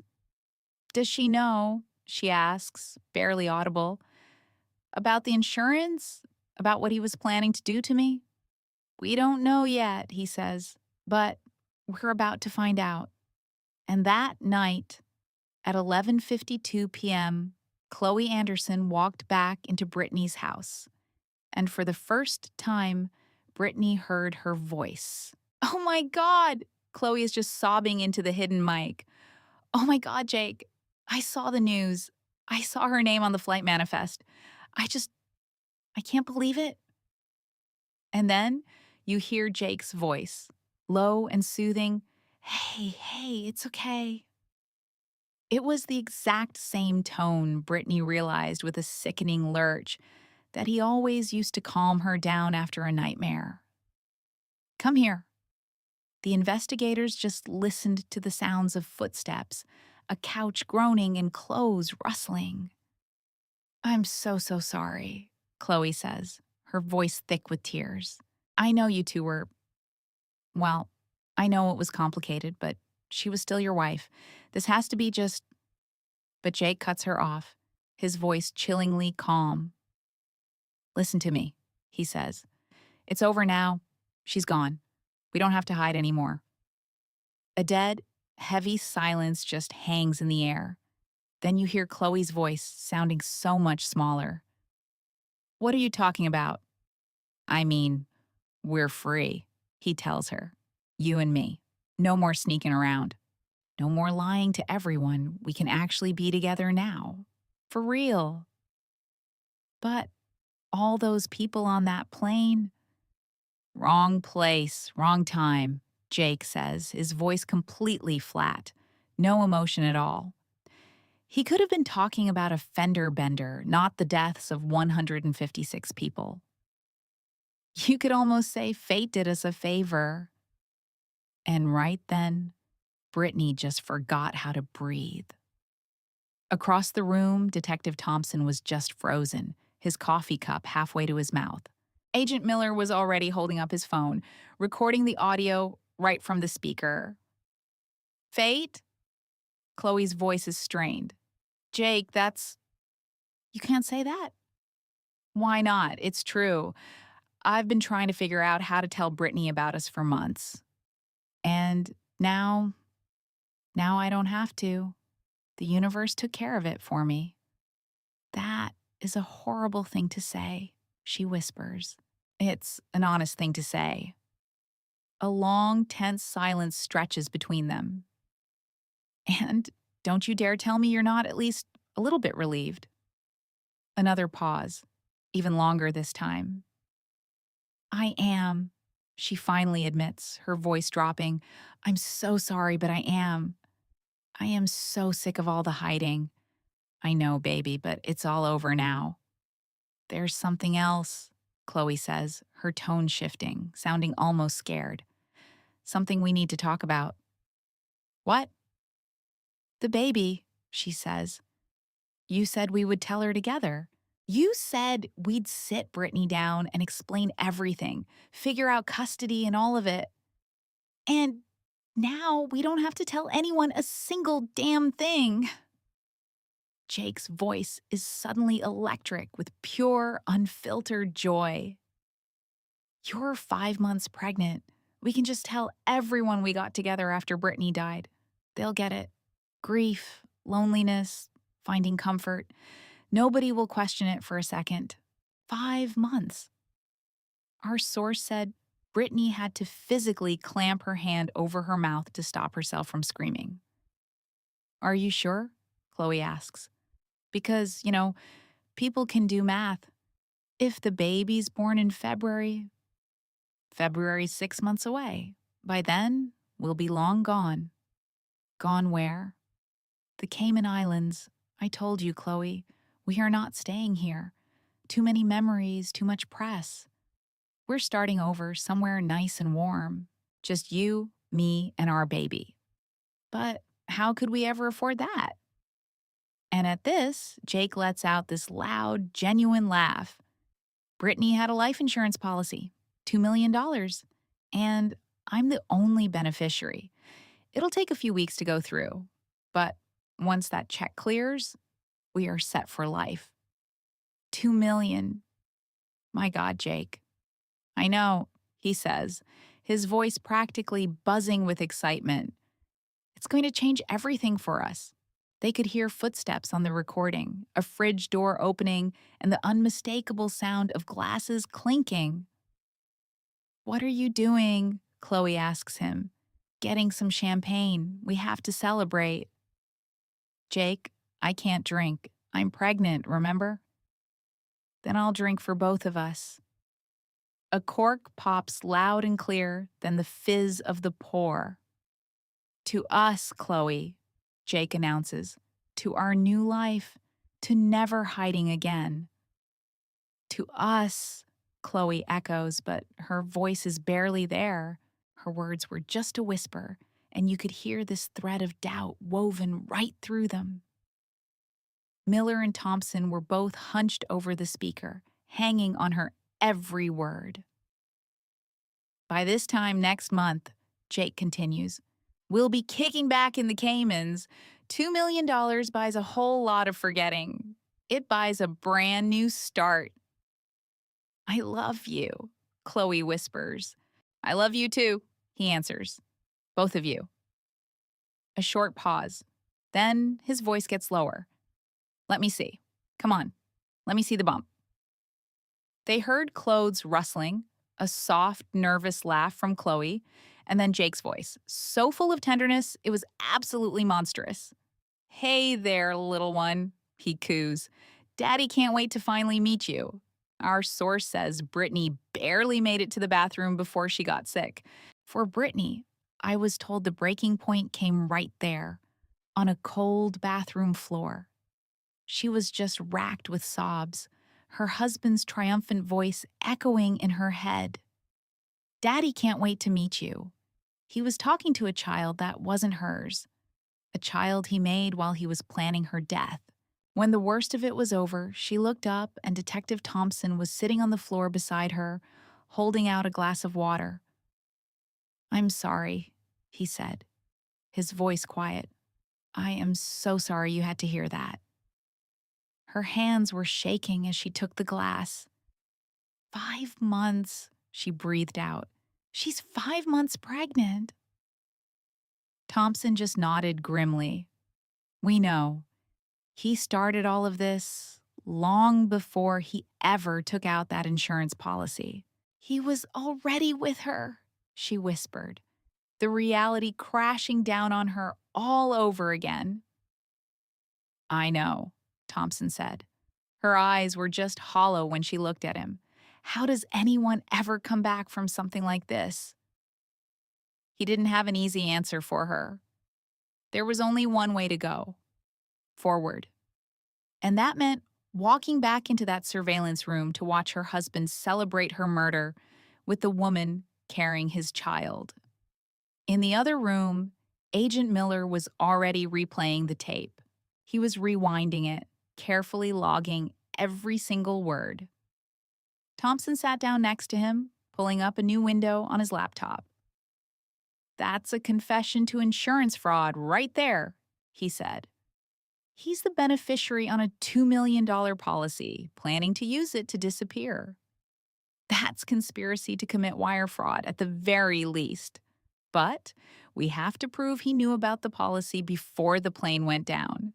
His lawyers will say he's just an opportunist, Agent Miller added. They'll argue the crash was just a horrible coincidence. Thompson's focus went back to Brittany. Mrs. Connor, can you think of anything? Documents, emails, Anything at all that could prove your husband was looking into that policy before September 12th? Brittany squeezed her eyes shut, and this image just flashed in her mind. Jake's laptop, the word beneficiary glowing on the screen an instant before he slammed it shut. Yes, she said. My source told me the clock started ticking the second she was declared dead. On day 4, her husband Jake filed the $2 million insurance claim. By day 5, that money was already spent in his head. And I learned this from someone who watched it all unfold from a safe house in Tacoma, watching Jake on a monitor as he walked into a lawyer's office at 10:23 in the morning, carrying a folder, wearing the exact same charcoal suit he wore to her own father's funeral. So the feds are watching this footage, right? And there's Ryan, sitting with this lawyer in his late 50s, some guy named Mr. Peterson, an insurance law shark, just signing papers for 47 straight minutes. Then, at exactly 10:31 a.m., a laptop pings. It's Agent Johnson's. An alert flashes from Secure Life Insurance. A death claim just came in for Ashley Bennett. The beneficiary, her husband Ryan, and the payout, a cool $2 million. Normally, a claim like this takes 30 to 60 days, Agent Johnson tells Ashley, who's watching this all go down from a safe house. But with airline disasters, they can push through a presumptive death certificate in just 2 weeks. Which meant Ryan could see that cash hit his bank account by early October. October 3rd, Ashley said, her voice just a whisper. It was supposed to be their anniversary. Across from him, Mr. Peterson said nothing, his silence just twisting the knife. That afternoon, surveillance catches Ryan on the phone with a woman named Brittany. He's in their kitchen, staring out at the garden where Ashley planted tomatoes that June. Hey, Brittany, he starts, his voice all soft. Yeah, I'm holding up. Listen, he says, and his voice is just this perfectly crafted instrument of pain. I'm putting a small memorial together. Seward Park, Sunday the 24th. Just a few people. I just can't. He fakes this pained swallow. A real performance. I can't even think about a funeral when we don't even have a body. From the phone, you can just hear Brittany making these soft, sympathetic noises. Oh, Ryan, of course. Whatever you need. Should I help you plan it? No, he says, way too quick. I need the people who loved her to be there. And just like that, he hooks her. I'll be there, Brittany promises. I'll bring Connor and call some of the other teachers from the school. Thank you, Ryan whispers, his voice cracking right on cue. I don't know how to do any of this, Brittany. How are you supposed to say goodbye when you never even got the chance? Ashley watches the whole thing on a live feed. Brittany is sobbing on the other end of the line. And Ryan, standing in the kitchen he shared with his wife, his face carefully angled away from the camera, is smiling.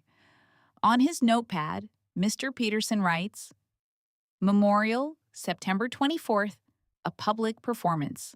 On September 15th at 3:42 p.m., Ryan strolls into a Wells Fargo and pulls out $8,000 in cash.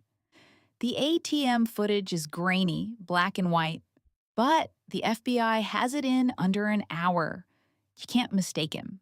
Ryan just stands there, totally calm, none of the Oscar-winning grief he'd been selling just a day before. Agent Johnson pulls up the transaction on his screen. It's a joint account, he explains. Balance is about $127,000. He's got full access. So why use an ATM for that much cash? Mr. Peterson asks. He didn't need to, Johnson says, pointing to the screen. This was withdrawn with a different card. It was your personal visa, Mrs. Bennett. Ashley just stares at the screen. I don't have my visa, she tells them, her voice shaking. It was in my purse when I left. He must have taken it, Mr. Peterson says, his tone completely flat. Before your trip. Agent Johnson nods. The bank's fraud system flagged it immediately. The account holder was listed as deceased as of September 13th. That sent an automatic alert right to us. We now have him on video using a credit card that belongs to a dead woman. Mr. Peterson just leans back. He's getting sloppy. He's getting desperate. Agent Johnson fires back. The next day, the bugs they planted pick up Ryan pacing his garage, a known camera blind spot, on the phone with his brokerage firm. You could practically hear the frustration boiling over. I understand that, but I'm her husband. I am the executor of her estate. I need access to her brokerage account. He goes quiet, listening. 240,000. Yes, I know what the balance is. There's another long, tense pause. What do you mean you need a death certificate?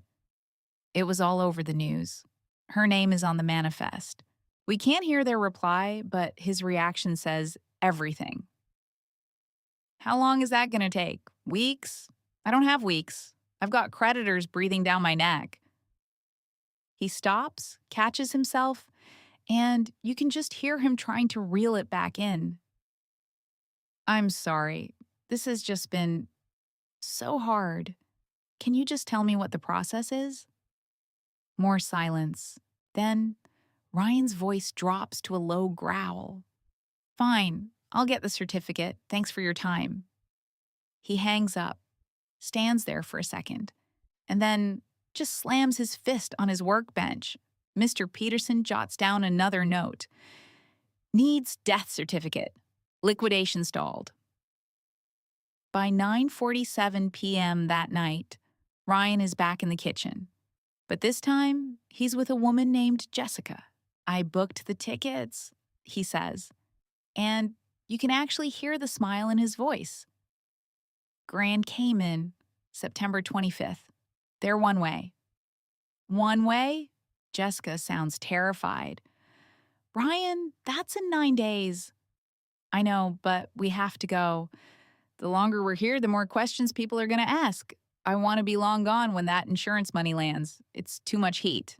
But what about the baby? My doctor's appointment is on the 27th. We'll find the best doctor in Grand Cayman, he promises her, his voice like silk. Money is not going to be an issue anymore, Jessica. You have to trust me. After a beat, she just whispers, I do trust you. It's so fast. I know, baby, he coos. But a month from now, we'll be on a beach drinking pina coladas. No more hiding. No more looking over our shoulders. It'll just be us and our baby. Agent Johnson is already typing, pulling up flight records, and there it is.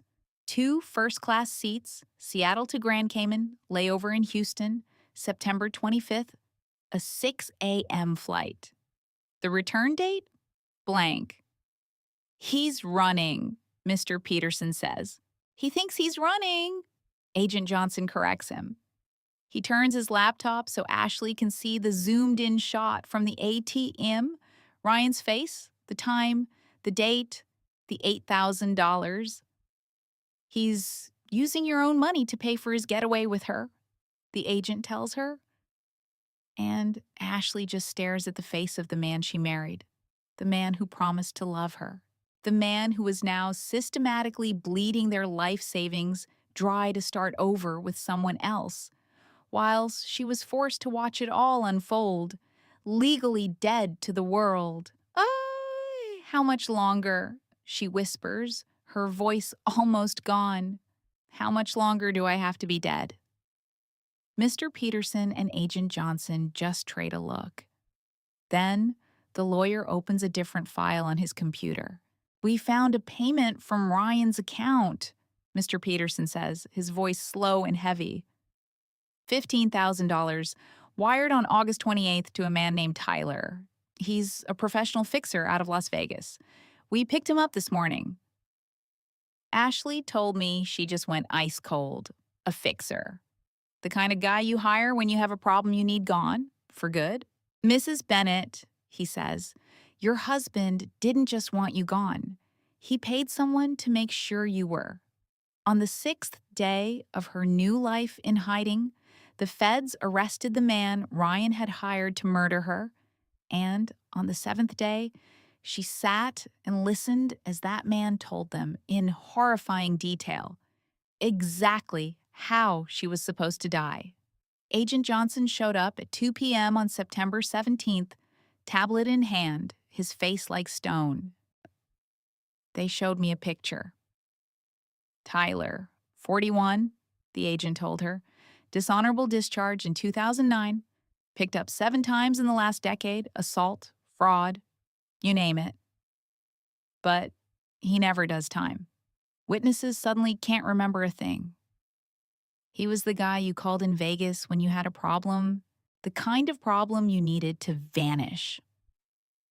My contact pointed at the screen, the shaved head, the empty eyes, a scar slicing through one eyebrow. He looked like exactly what he was. We grabbed him at a motel this morning, the agent continued. That $15,000 wire from your husband went right into a shell company that belongs to Tyler. We have the bank records, he says, and we have the contract. I was told that word just hung in the room.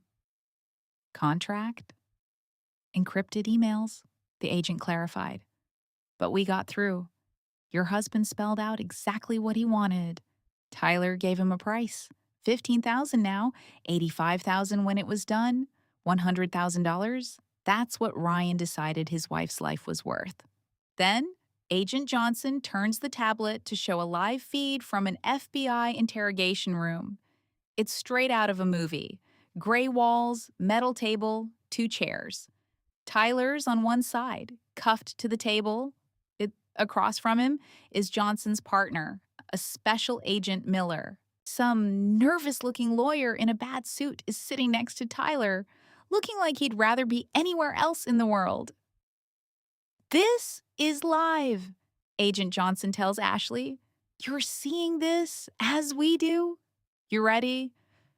She just nods, but she told me she was anything but. For the first hour, Tyler denied it all, trying to sell a story that the money was a loan, that he'd never even heard of Ryan Bennett. Connor tried to play it off, claiming the emails were complete fakes.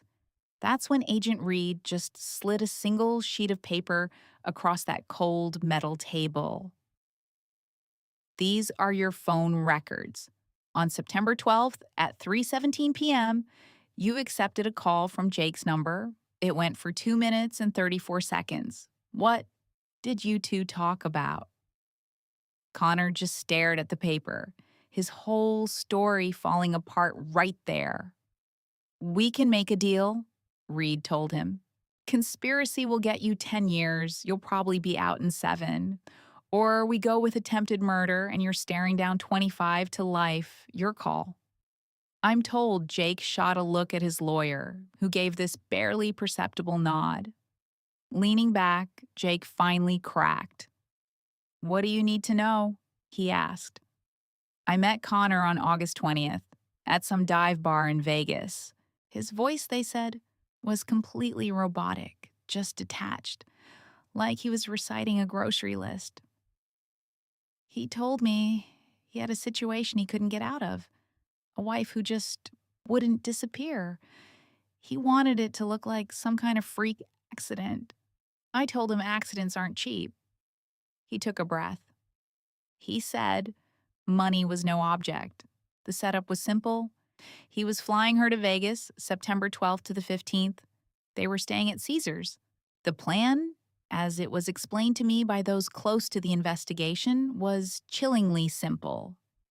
Connor had hired Jake to walk up to his wife, Brittany, by the hotel pool on the 13th.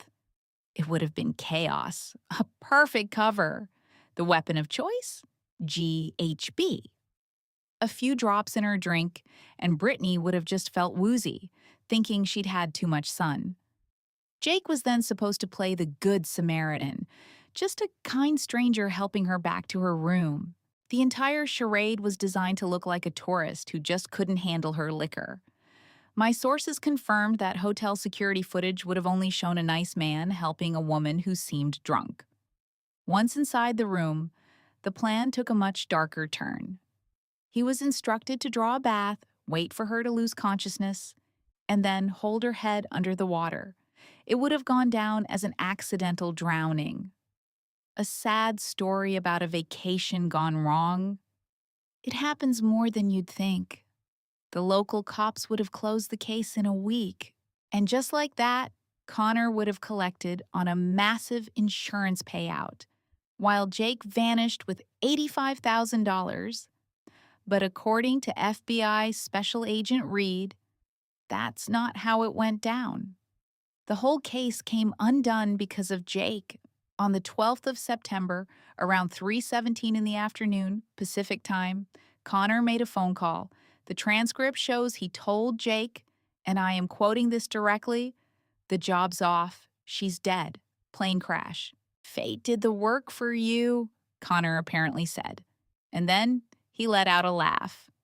And it wasn't just any laugh.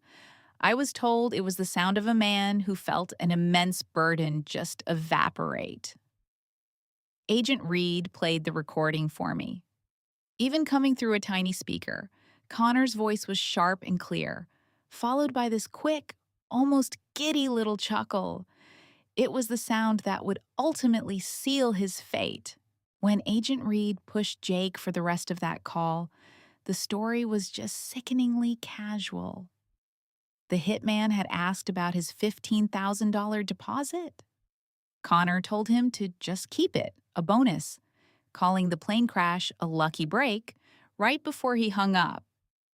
It was that incredibly nonchalant conversation that gave the feds the smoking gun they had been looking for. Agent Reed then spelled out exactly how much trouble Jake was in. The evidence was rock solid. My sources verified the charges they were building. Connor had solicited Jake to murder his own wife, Brittany. He had wired a $15,000 deposit. He had provided her exact travel schedule. And when he thought she died in a national tragedy, he called to cancel the whole thing, celebrating that fate, as he said, had done his dirty work for him. Jake confirmed every single one of those damning facts with a signed confession from the hitman, who had now promised to testify. The case against Connor was airtight. Agent Reed then faced Brittany, who had just listened to this entire unbelievable story. "We have him on attempted murder, conspiracy, and a handful of fraud charges," the agent explained. "He's going away for a very long time, but first, he has to see you." The trap was being set. It was time to bring the ghost home. That's when Detective Hayes, who was running the local police side of the investigation, stepped up. He held out a keychain, and on it was Brittany's house key, a little brass one with a flower charm she had bought herself years ago. "Tomorrow," Hayes said, his voice firm. 2:30 in the afternoon. We're using the front door. It'll be me, Detective Evans, 4 federal agents, and you. We know Connor's schedule. He'll be there. Ashley will be home too," Hayes added, talking about Connor's pregnant girlfriend. "We're arresting them both." Ashley, as it turned out, was being charged as an accessory. She knew about the insurance fraud, the whole escape plan.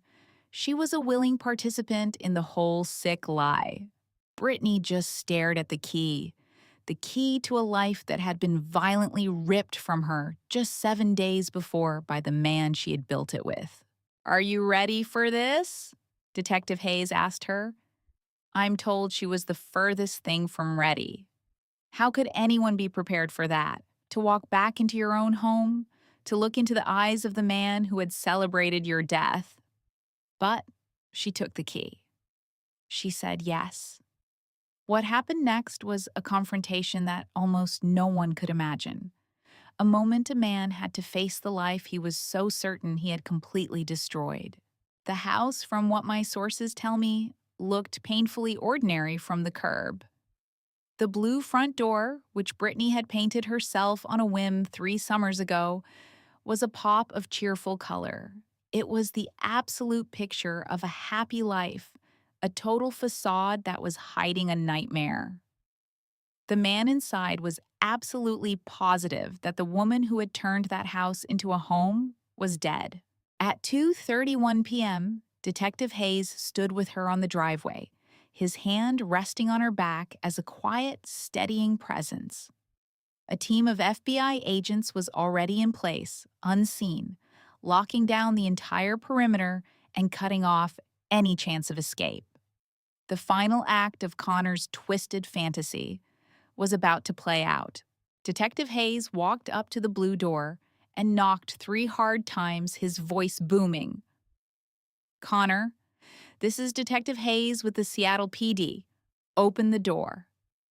The only answer was dead silence from inside the house. He knocked again, harder this time. "Mr. Bennett, we have a warrant. You can open this door or we will." Still, nothing. He then turned and looked at Brittany. She handed him the key, the one with the little flower charm she'd carried for the past 6 years. It was a tiny piece of metal that unlocked a life now twisted into a crime scene. He pushed it into the lock, gave it a turn, and the door swung wide open. They were inside. The first thing Brittany noticed was the smell. This mix of coffee and Ashley's perfume, a scent I heard someone describe as sickeningly sweet. The living room was dim, the curtains were drawn, and there, on the couch, lit up by the glow of an iPad, sat Connor and Ashley, so locked into what they were doing they didn't even hear the door. Connor's finger was swiping across the screen. From where she stood in the entryway, Brittany could see exactly what he was doing. He was looking at a booking confirmation for a one-way flight to the Grand Cayman Islands, set to depart on September 25th. As he kept scrolling, Ashley laid her head on his shoulder, her hand resting over the 5-month baby bump you could just see under her shirt. And that's when Brittany stepped into the light. "Connor," she said. Just his name, spoken softly. His head snapped up, and the iPad fell from his hands, cracking on the hardwood floor. For a second, that felt like a lifetime. He just stared, all the color draining from his face until he was ghost white. His jaw was slack, his mouth open, but not a sound came out. Ashley saw her a moment later and let out this high-pitched, horrified scream, scrambling backward over the arm of the couch, trying to get away. Connor stumbled to his feet, grabbing the sofa to keep from falling over. "No," was the only word he managed to get out. You're supposed to be dead." Brittany took one more step into the room, feeling Detective Hayes's hand on her shoulder, keeping her grounded. "I know," she said, her voice impossibly calm. "That was the plan, wasn't it?" Connor's voice was this ragged whisper as he tried to fight what was right in front of him. "You were on the flight. I saw your name on the manifest." "I was never on the plane, Connor," she told him. "I was at the airport, giving a statement to the police about that $2 million life insurance policy you took out on me when you forged my signature." He just stood there, shaking his head, like he could just wish her away. "I can't explain," he stammered. "Explain what? That you paid a guy to drug me and then drown me in a hotel tub?" I was told she never gave him a chance to answer. "That you called him and laughed when you thought I died in a plane crash? That you toasted to my death with her while you used my money to plan your great escape? My source said she then glanced over at Ashley, who was just a mess on the floor, staring like she had just seen a ghost. Connor reportedly lunged toward Brittany, but Detective Hayes was way faster, stepping between them. "Don't," was all Hayes said. Totally desperate, Connor tried to appeal to his wife. "None of this is real. This was for us." But Brittany just shot back. "This was for $2 million." In one last doomed move, Connor bolted for the back of the house. But he never made it 2 steps. Before he could even process it, a pair of FBI agents were already inside, guns up. One of them shouts, "Get on the floor now!" And just like that, Connor's desperate Hail Mary for freedom was over. As an agent cuffed his hands behind his back, you could hear that distinct metallic click echo in the dead silent kitchen. "Connor Blake," the agent said, his voice cutting through the tension. "You are under arrest. And get this." While they're reading him his rights, Connor's eyes are apparently just locked on Brittany. He looked completely shattered, like his brain couldn't compute how fast his entire world had just imploded. When they asked if he understood what was happening, all he could manage was this tiny broken whisper. "Yes." They start walking him toward the front door, but he stops for one last, pathetic appeal. I'm told he begged her, "Brittany, please, I never wanted." But she just met his gaze, and her voice was pure ice. "You wanted me to die," she said. "You paid someone to have me killed. And when that didn't work, you thought a plane crash did the job for you. Don't you dare stand there and tell me what you wanted, Connor. I know exactly what you wanted." With that, they pulled him out the door and shoved him into an unmarked car. Then, a female agent turns to his sister, Haley, whose sobs of "I had no idea" didn't stop them from cuffing her and leading her away, too. And then, suddenly, Brittany was all alone in her living room. The life she had built, the home she loved, was now a crime scene. Every photo on the wall, every piece of furniture was just another piece of evidence marking his betrayal. I was told she could see Connor in the back of that sedan, his eyes still fixed on her through the window. He just kept staring, my source said, almost like if he looked hard enough, he could solve the impossible puzzle of how the woman he tried so hard to erase was still standing there, breathing. My source told me Brittany just watched that car until it was completely gone. Detective Jones quietly came up to her and said, "He's gone now." But there was no relief for her. Not really. Just the ice-cold memory of the 7 days the world thought she was dead. I found out later that Connor refused to say a single word until his lawyer was present. In the end, it probably wouldn't have mattered. The cops had Caleb's full confession and a paper trail a mile long. But the next morning, from inside a cold, sterile interrogation room, Connor Blake spoke 5 words that changed everything. "I want to make a deal." I got a call, and soon I was sitting in a dark observation room, looking through a one-way mirror as Connor sat under a buzzing fluorescent light, his fingers knitted together on the steel table. He looked so much smaller in that room. It was September 20th, about 10 in the morning, and I was running on nothing but cheap, bitter coffee.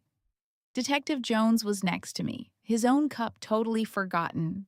On the other side of the glass, Agent Harris sat across from Connor. Between them was his lawyer, Sarah Price, wearing a suit that just screamed its hourly rate. "My client will give a full confession," Price started, her voice all business, "in exchange for a lesser charge. Attempted murder, second degree, 15 years. From our side, I could see the prosecutor, Eleanor Reed, on a monitor. Her voice shot through the intercom, sharp and final. First-degree attempted murder, conspiracy, and insurance fraud. There is no deal. He will talk. We'll take his cooperation into consideration at sentencing, Reed added. I watched Price lean over, whispering into Connor's ear. He just nodded, his shoulders slumping like a puppet with its strings cut. He will talk, she confirmed. Agent Harris pushed a file across the table. Start from the beginning, he said. Tell me about March. Connor just stared down at the folder. When he finally spoke, his voice was barely there. In March of 2023, I lost everything. Be more specific, Harris pressed. $280,000 in crypto. It was from Brittany's inheritance. Her parents left her $3.8 million. She trusted me to invest it. I was so sure. But the market just tanked. It was all gone. Agent Harris jotted down a note. Then I had to borrow from a guy, Marco, $95,000. He told me I had until September 20th to pay him back, or... Connor's voice trailed off, and he swallowed hard. Or he was going to kill me. So, you decided to kill your wife instead? Harris said, his voice completely flat. Connor flinched. It wasn't like that. I thought if she was gone, I could pay Marco off and just reset my life. My head was a mess. So, when did you take out the life insurance policy? March 15th. I did some searches online, looking up accidental death claims, how long payouts take. I found Secure Life, a $2 million policy. I filled out all the paperwork, faked Brittany's signature with Photoshop, and sent it in. The policy went active on June 1st. And that's when you started planning, Harris stated, more than asked. Connor nodded. I ran through a few ideas. A car accident, it felt too random. A fall during a hike, same issue. Drowning, it just seemed cleaner. We used to go to Cannon Beach, but it felt too remote. It would raise too many questions. That's why I landed on Vegas. It's so public, so full of chaos. An accident there, it would seem way more believable. And when did you contact Caleb? August 20th. I found him on a forum on the dark web.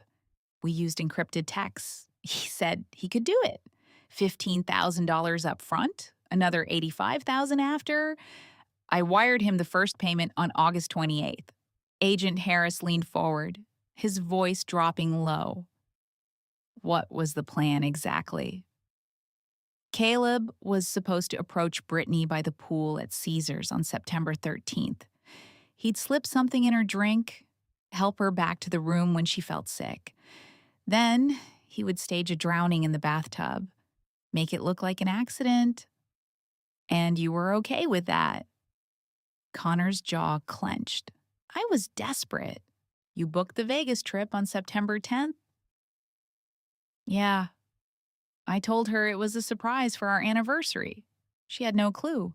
She always trusted me, he said, and his voice started to crack. I took her credit card that week and locked it in my safe.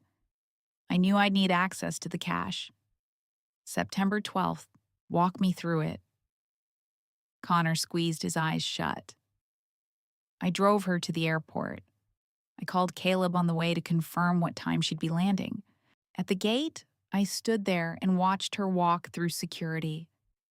I remember thinking so clearly that it was the last time I would ever see her. Then I turned around and left. A call from Caleb came in around 3:17 that afternoon, asking if we were still on. I was about to say yes, but then I saw a news alert on my phone. Flight 447 had gone down, no survivors. What did you feel? Agent Harris asked. Connor opened his eyes and met his gaze. Relief. That one word just hung in the stale air of the room. Relief, Harris repeated, his own voice filled with disbelief. Yes. I immediately called Caleb back. I told him the deal was off. That fate had done his job for him. I didn't have to do a thing. It was like God just handed it to me. Through the glass, I saw Brittany cover her mouth with her hand. Detective Jones put a steadying hand on her shoulder. Relief, Harris pushed. 156 people were on that plane. The silence in that room was suffocating. When Connor finally answered, his voice was thin, like it could shatter at any moment. Because I didn't have to be the one who actually killed her. Because I could pretend it wasn't my fault. It was just horrible, tragic luck. It wasn't my hand. But you had already paid for her murder. I know. You had already forged her signature, wired the money to a hitman, and for 5 months you plotted to have your own wife killed. I know, he repeated. So, let me ask you, Mr. Blake. Agent Harris's voice was low and sharp now. Did you feel any remorse at all when you heard that news? Knowing 156 other human beings had just died? Connor looked down at his own hands, clasped on the table. I felt relieved, he whispered one more time. Does that make me a monster? Agent Harris closed the file, and the sound echoed with a soft finality in the room. Yes. On September 21st, 2023, prosecutors charged Connor Blake with attempted first-degree murder, fraud, and conspiracy. Bail was denied. His trial was scheduled for March of 2024. I sat in that observation room long after they took Connor away, just staring at that empty chair under the humming fluorescent light. You okay? Jones asked Brittany. She didn't answer. I don't think she could. The man she had loved, the man she had built a life with, had just confessed, in chilling detail, to a 5-month-long plan to have her murdered. He hired a stranger to drug her and hold her head underwater until her lungs filled. And his very first feeling, hearing about a plane crash that killed over 100 people, was relief that he didn't have to get his own hands dirty. But I would find out later that buried deep beneath all that shock, Brittany felt her own version of that exact same emotion. Relief, because she was alive, because he had failed, and because in 6 months she would be in a courtroom, ready to tell her own story. They gave her 6 months to piece together how to be a survivor. And 6 months after walking out of that safe house, Brittany walked into courtroom 3A and saw her husband dressed in an Orange County jumpsuit. He looked like he'd lost 20 pounds, but she'd lost so much more. Her husband, her life, and the ability to ever really trust her own judgment again. The date was March 4th, 2024, a Tuesday. The courtroom had that old smell of polished wood and disinfectant. Judge Thompson, 61 years old with 23 years on the bench, was presiding. The jury of 12, 7 women and 5 men from all walks of life, was seated. Brittany's friend Chloe sat 3 rows behind her, her hand a constant, reassuring presence on the back of Brittany's chair. From where I was sitting in the press gallery, I watched Connor Blake at the defense table. Next to him was his lawyer, Sarah Price, a woman whose sharp energy seemed to take up all the air around her. But Connor's focus was just gone. He stared down into the polished wood of the table, never once looking over at his wife, Brittany. He hadn't, I was told, since the day she came back from the dead. At exactly 9:02 a.m., Judge Thompson's gavel came down with a crack. The state of Washington versus Connor Blake. So the prosecutor, Avery Collins, stands up. She's 38, a veteran in the courtroom, And she has this way of making the entire room just go silent. She scans the jurors, and her voice is low, sharp. This case, she starts, is about pure greed disguised as love. Jake Peterson looked his wife Brittany in the eye, Avery says, kissed her, and sent her to the airport knowing a hitman he hired was waiting in Vegas to kill her. A plane crash takes 156 lives, and Jake doesn't mourn. He celebrates. And she promises the jury, you will hear that celebration on tape. The room just went dead silent. You're going to hear from the man Jake paid $15,000 to drown his wife in a tub, she promises. You'll see the $2 million life insurance policy he forged. You'll see video of Jake kissing his pregnant mistress, Sarah, hours after he thought Brittany was dead. And you'll hear his voice saying, "Fate gave us a hand." Avery pauses, staring at Jake for 3 long beats before facing the jury again. The defense will say Jake Peterson never actually harmed anyone. And they're right. He hired a stranger to do it for him. And when a tragic crash did the job instead, a crash he didn't cause, he tried to get paid anyway. That, ladies and gentlemen, is attempted first-degree murder, conspiracy, and fraud. She lets that sink in and sits. His lawyer, Samantha Reed, gets up, her style totally different. Calm, softer, but just as strong. This is about a man who made awful mistakes, but he did not commit murder, she says. Jake Peterson never hurt his wife. The plane crash was a horrific tragedy my client did not cause, she argues. Thinking about something isn't the same as doing it. The law needs proof beyond a reasonable doubt. You won't see it. He made plans he never acted on. He hired a man he never used. He didn't control that flight. She gestures to Jake. You'll hear about his debt, his affair, his total desperation. You will hear about a man at his absolute lowest, making the worst choices. But you won't hear a single piece of evidence that he killed anyone, because he didn't. As she sits, a heavy quiet falls. On March 5th, the prosecution calls its first big witness, Connor Riggs. The man who takes the stand, Connor Riggs, looks like he's from a movie. 41, built like a tank, with a faint scar down his jaw. He tells the court he got a dishonorable discharge from the Marines in 2009. In a flat voice, he describes meeting Jake Peterson in a Vegas dive bar on August 20th, 2023. The offer? $100,000 to murder Jake's wife, with $15,000 up front. Connor flat out admits to the stunned courtroom he took the money. The plan was sickeningly simple. Drug Brittany's drink at a pool party at Caesar's Palace on September 13th. Then pretend to help her back to her room and drown her in the bathtub. But a call comes at 3:17 p.m. the day before.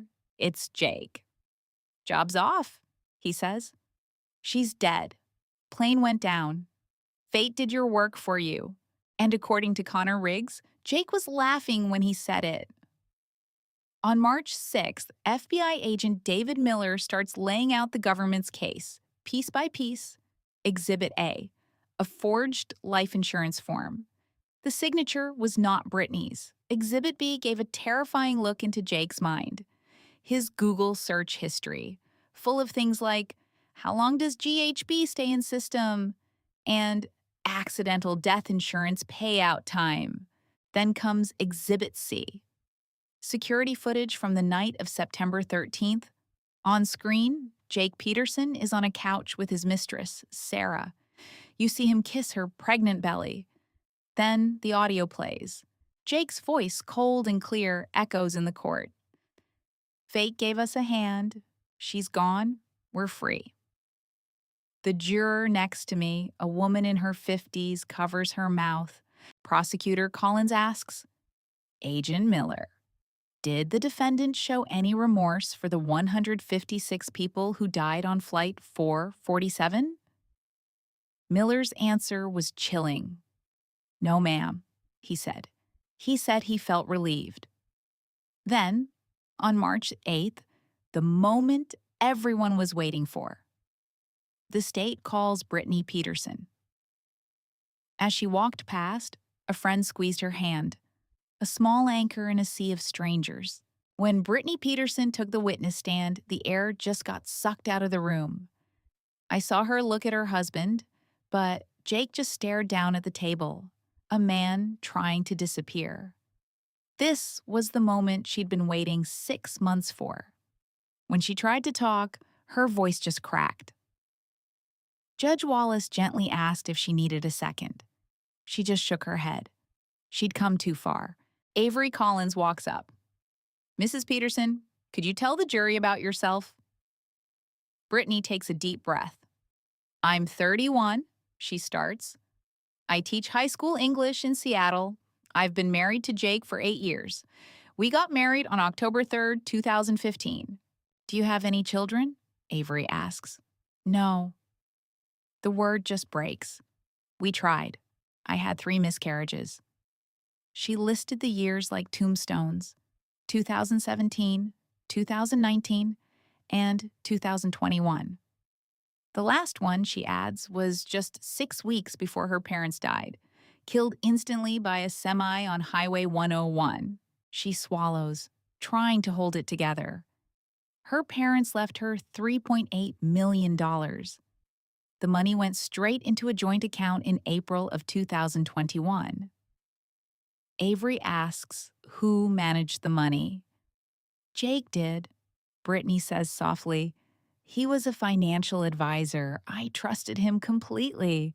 The prosecutor lets that word, trusted, just hang in the air for a second. Mrs. Peterson, did you know your husband's financial advisor license was revoked in August of 2022? The courtroom was dead quiet. Brittany looked at Jake, who still didn't move. No, she whispered. I didn't know that until Agent Miller told me 2 weeks ago. Your Honor, Avery says, I'd like to enter Exhibit F, a revocation notice citing excessive trading to generate commissions, a practice called churning. Samantha Reed objects, but the judge overrules her, saying it's relevant to motive. As they hand Brittany the document, I can see her hands shaking. Did Jake ever tell you he lost his license? Avery asks. No, Brittany says. He told me he quit to get into cryptocurrency full time. He promised we'd be rich. Avery pushes. And were you? No, Brittany says. By May of 2023, he'd lost $280,000 of my inheritance. Avery gently walks her through the timeline of his lies. Did his behavior change? Yes, Brittany says. He began taking calls in the garage, slamming his laptop shut if she walked in. He stopped sleeping in their bed, blaming a snoring problem she says he never had. Did you ever ask to see the investment statements? Twice, Brittany answers. Both times he said, I've got it handled, don't worry. And I just really wanted to believe him. The prosecutor's voice gets softer. Why did you want to believe him? Brittany looks away from the lawyer and right at the jury. Because I loved him, she says, her voice thick with emotion. Because I'd already lost my parents and 3 babies, she says, her voice finally breaking. I just couldn't lose my marriage, too. Avery hands her a tissue. Across the room, I see another juror wiping her eyes. Mrs. Peterson? Avery says gently, if your husband had just asked for the money, would you have given it to him? Yes, Brittany says, not hesitating for a second. All of it. It was our money. I would have given him every single penny if he had just asked. Her eyes finally lock on Jake, who's still a statue at his table. But he didn't want to ask. He just wanted me gone. And just like that, the prosecution rests. The defense lawyer, Samantha Reed, gets to her feet, her face a perfect professional mask. "Mrs. Peterson," she starts, "I am so sorry for your losses." From what the court transcripts show, the defense lawyer, Samantha Reed, starts her cross-examination trying to sound sympathetic. "I want to respect your grief," she tells Brittany, "but I have to ask some tough questions." Brittany's response is quiet but strong. "I understand." Reed gets right to it. "You said you loved your husband. Did he love you?"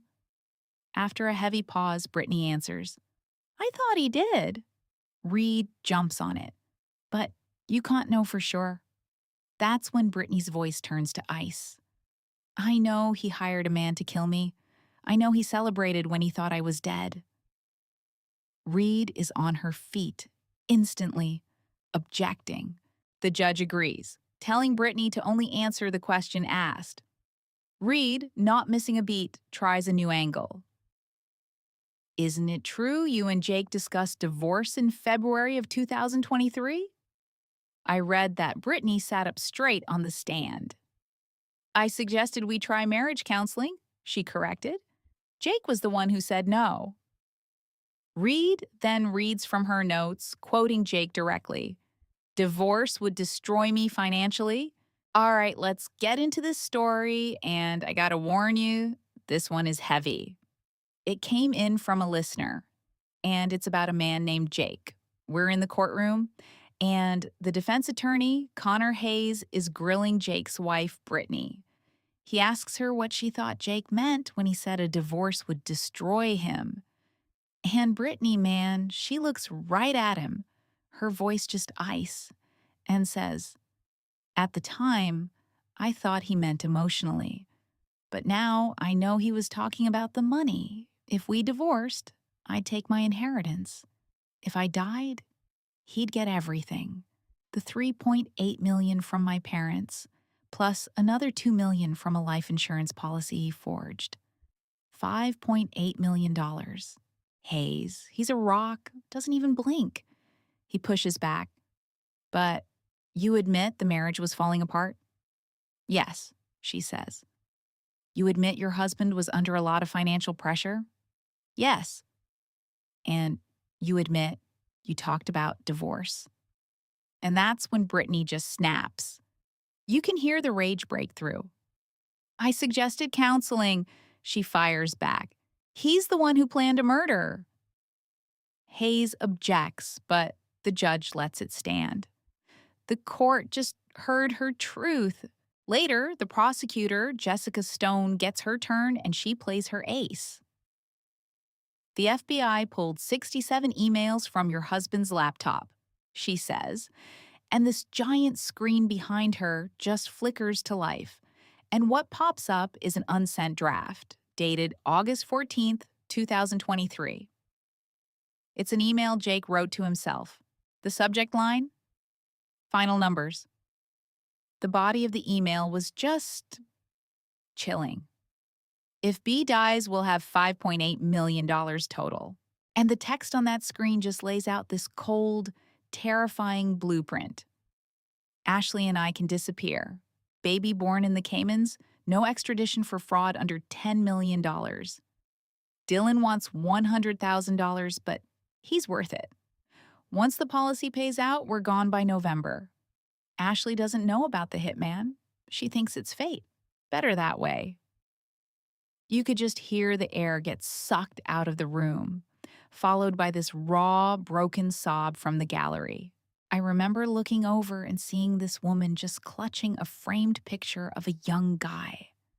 I knew who she was from the news. She was one of the family members of a passenger on Flight 447. The prosecutor turns to the jury. "These emails? They were recovered from Mr. Bennett's deleted items. He wrote them to himself, never sent, but he kept them." Then she turns right back to Brittany. "Mrs. Bennett," she asks, Did you have any idea your husband was keeping a detailed plan to have you killed? And all Brittany can do is whisper, no. Stone just lets that hang in the air, lets that horror sink in. No further questions. The defense rests its case on March 15th. For the next 3 nights, Brittany told us later, she couldn't sleep. She was just tormented by nightmares of a falling airplane and the 156 faces of the people she'd never know. When it's time for closing arguments, Jessica Stone gets up and talks to the jury, and her voice is just this steady, powerful force. Jake Bennett had a plan, she says, plain and simple. Hire a killer, arrange for his wife to die, and walk away with $5.8 million. And when that plane went down, Stone continues, he didn't mourn his wife. He pivoted. He saw the deaths of 156 innocent people as the perfect cover story. He filed the insurance claim only 4 days later. He kissed his pregnant mistress and told her, "Fate gave us a hand." Ladies and gentlemen, that's not shock. That's not grief. That is a celebration. Stone walks closer to the jury, looking at each of them. The defense is going to tell you that Jake Bennett never laid a finger on his wife. And you know what? They're right. He paid someone else $15,000 to do it for him. They'll tell you he didn't make that plane crash. And they're right about that too. He just exploited it. He used a national tragedy to cover up his own monstrous plan. That is attempted murder. That is conspiracy. And that is fraud. And that, she finishes, her eyes locking with each juror, is why you must find him guilty on all counts. As she takes her seat, Connor Hayes stands up for the defense. His vibe is the total opposite. Quiet, almost apologetic. Jake Bennett is a liar and a cheat, he starts, and that admission just silences everyone. He had an affair. He lost his wife's money. He made horrible, unforgivable plans. But he is not a murderer. He never touched Brittany Bennett. He did not make that plane fall out of the sky, Hayes insists. Thinking about it isn't the same as doing it. The prosecution showed you emails and recordings. They showed you a plan. But they haven't shown you a single moment where Jake Bennett actually hurt his wife, because that moment never happened. He lets that sink in. This case is about a thought, not a deed. The thing you have to understand about Jake is that his first reaction to the crash wasn't fear for Brittany. It was this twisted combination of shock and this dark, unmistakable relief that she wasn't on that plane. Everyone who saw him that day said it just felt wrong. But was it proof he wanted her dead? The defense said no. The prosecution staked their whole case on it. For 12 brutal days, the jury was out, and I was just rotting in some generic hotel downtown, waiting. Brittany's best friend, Sarah, would bring me coffee sometimes, and you could just see the fear and exhaustion in her eyes. My source inside, an Officer Miller, would just send these short texts, little signals that things were moving. And then, on April 2nd, at 9:37 a.m., my phone buzzed. It was a court clerk. "We have a verdict. Be in the courtroom by 10:30. I was there by 10:15. The energy in that gallery was insane. Reporters, families from the flight, and Sarah, sitting right next to Officer Miller. Jake Bennett looked like a ghost at the defense table, just swallowed by his orange jumpsuit. He just stared at his hands, never looked up, not at a single soul. At 10:47, the judge came in, and we all stood and sat in this one rustling wave. Has the jury reached a verdict? The foreperson, a retired teacher I found out later named Emily Carter, stood up, a piece of paper trembling in her hand. "Yes, Your Honor. We have. On count one, attempted murder in the first degree. What is your finding? Emily Carter looked straight at Jake. We, the jury, find the defendant, Jake James Bennett, guilty. The room just exploded with gasps and sobs. The judge's gavel cracked down hard.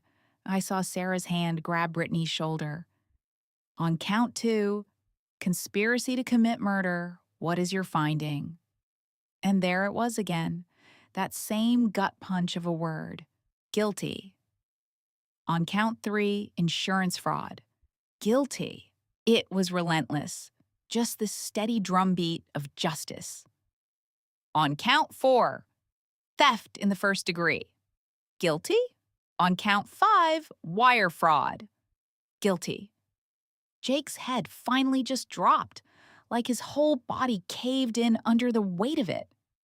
He violently shrugged off his lawyer's hand when he tried to comfort him.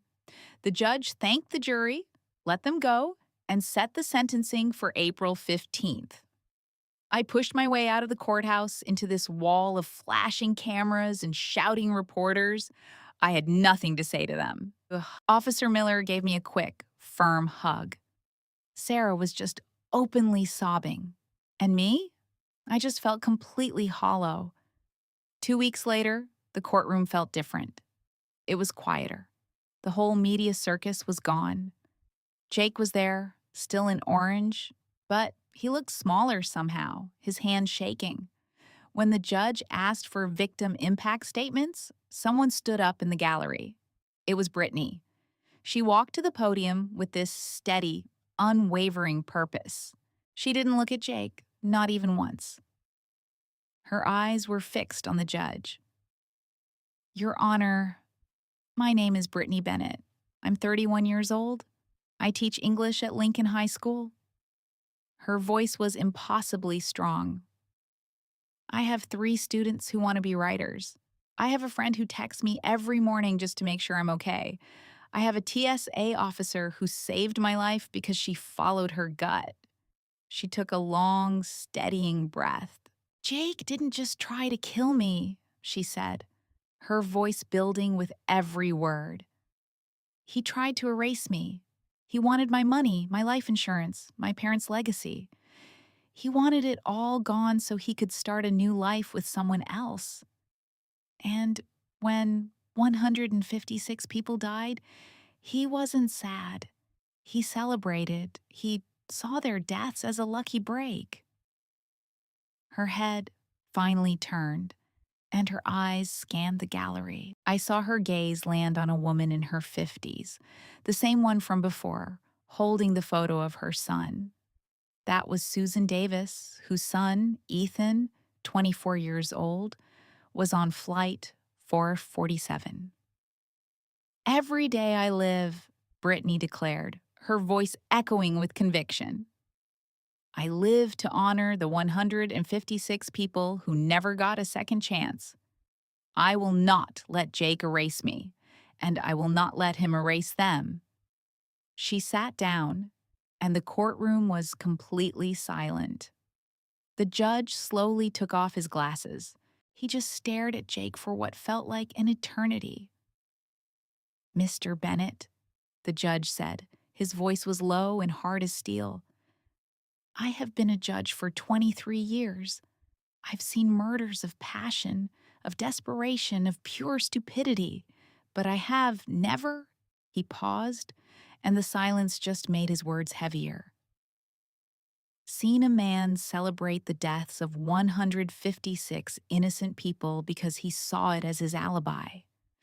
You will spend the rest of your natural life learning their names. I heard later the judge slid his glasses back on, this one final, quiet gesture before the hammer came down on Jake Bennett. He got 20 years for the attempted murder and another 15 for conspiracy to be served back to back. After all the other sentences were factored in, the grand total was 45 years in the custody of the Washington State Department of Corrections. So, Jake gets his sentence. Think about this. He won't even be eligible for parole until he's 81. As they lead him out, he's just a statue, stiff back, staring straight ahead, never once looking at the woman he tried to have killed. A week later, on April 22nd, his girlfriend, Brittany Hayes, she cuts her own deal, pleads to criminal assistance, gets 18 months minimum security, and 3 years probation. On top of that, she's hit with $50,000 in restitution to Sarah. And from what my sources tell me, her little boy Connor gets sent to live with her mom while she's inside. I watched her sentencing. Brittany just wept, crying that she had no idea about any hitman, no clue about the insurance fraud. The judge didn't buy it. And my source inside the courtroom, they told me Sarah wasn't buying it either. When Sarah walked out of that courthouse on April 2nd, 2024, she stepped right back into that same blinding sun. The press swarmed her, but she was a fortress, not a single word. You could see Officer Miller wrap her in a hug on the steps while her friend, Olivia, just gripped her hand. But a source close to the case told me later it didn't feel like a victory. It just felt like having to survive him all over again. In that first month, she just vanished, became a ghost. She left the house she'd built with Jake, a place that was now poisoned with the knowledge that he'd plotted her murder from their own kitchen table. She found a tiny one-bedroom up on the 5th floor in Fremont. It had a view of the water and, more importantly, it had no ghosts. Her friend Olivia became her absolute lifeline, showing up with groceries when she wouldn't leave. Officer Miller, he texted her every single morning like clockwork. "You okay?" She was never okay, but I'm told she always typed back, "Yes." On May 3rd, Olivia drove her to see a therapist, a Dr. Evelyn Reed, whose office smelled like espresso and cinnamon and whose eyes, Sarah later said, reminded her of the judge's. And Dr. Reed, from what I uncovered, she didn't force Sarah to relive every single detail. She just asked one simple question: "What do you need?" And Sarah's answer was immediate: "I need to stop dreaming about drowning." The nightmares were constant. Always the same bathtub in Las Vegas, the hitman Tyler Vance holding her under while Jake just stood in the doorway smiling. She'd wake up choking, tasting phantom chlorine and champagne. Dr. Reed finally gave it a name: PTSD. She told her it was a completely normal response for a survivor. That healing wasn't a straight line. But first, she taught Sarah how to breathe again, how to ground herself in the here and now. It was simple stuff. Count 5 things you can see, 4 you can touch, 3 you can hear. It was a start. But the airport, the airport was a wall she just couldn't get over. She tried in June, booked a flight to Portland, even made it all the way to the gate. But when they started boarding, her body just shut down. Her chest felt like it was collapsing, her vision narrowing to a pinpoint. A flight attendant saw the panic in her eyes, but Sarah just waved her off, lying that she was fine. She turned right around, walked out of that terminal, and got on a Greyhound bus. Dr. Reed told her that was okay, that recovery has setbacks. But the real breakthrough, the moment everything started to shift, happened on the 12th of June. They had dissected every piece of the trauma: Jake, the trial, Brittany, but they'd avoided talking about the 156 other victims. "I keep thinking," she finally told her doctor, her voice barely a whisper, "that if I had been on that plane, maybe it wouldn't have crashed.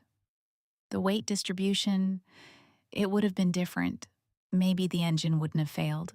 Maybe," she said, finally letting the guilt pour out, "those 156 people would still be alive."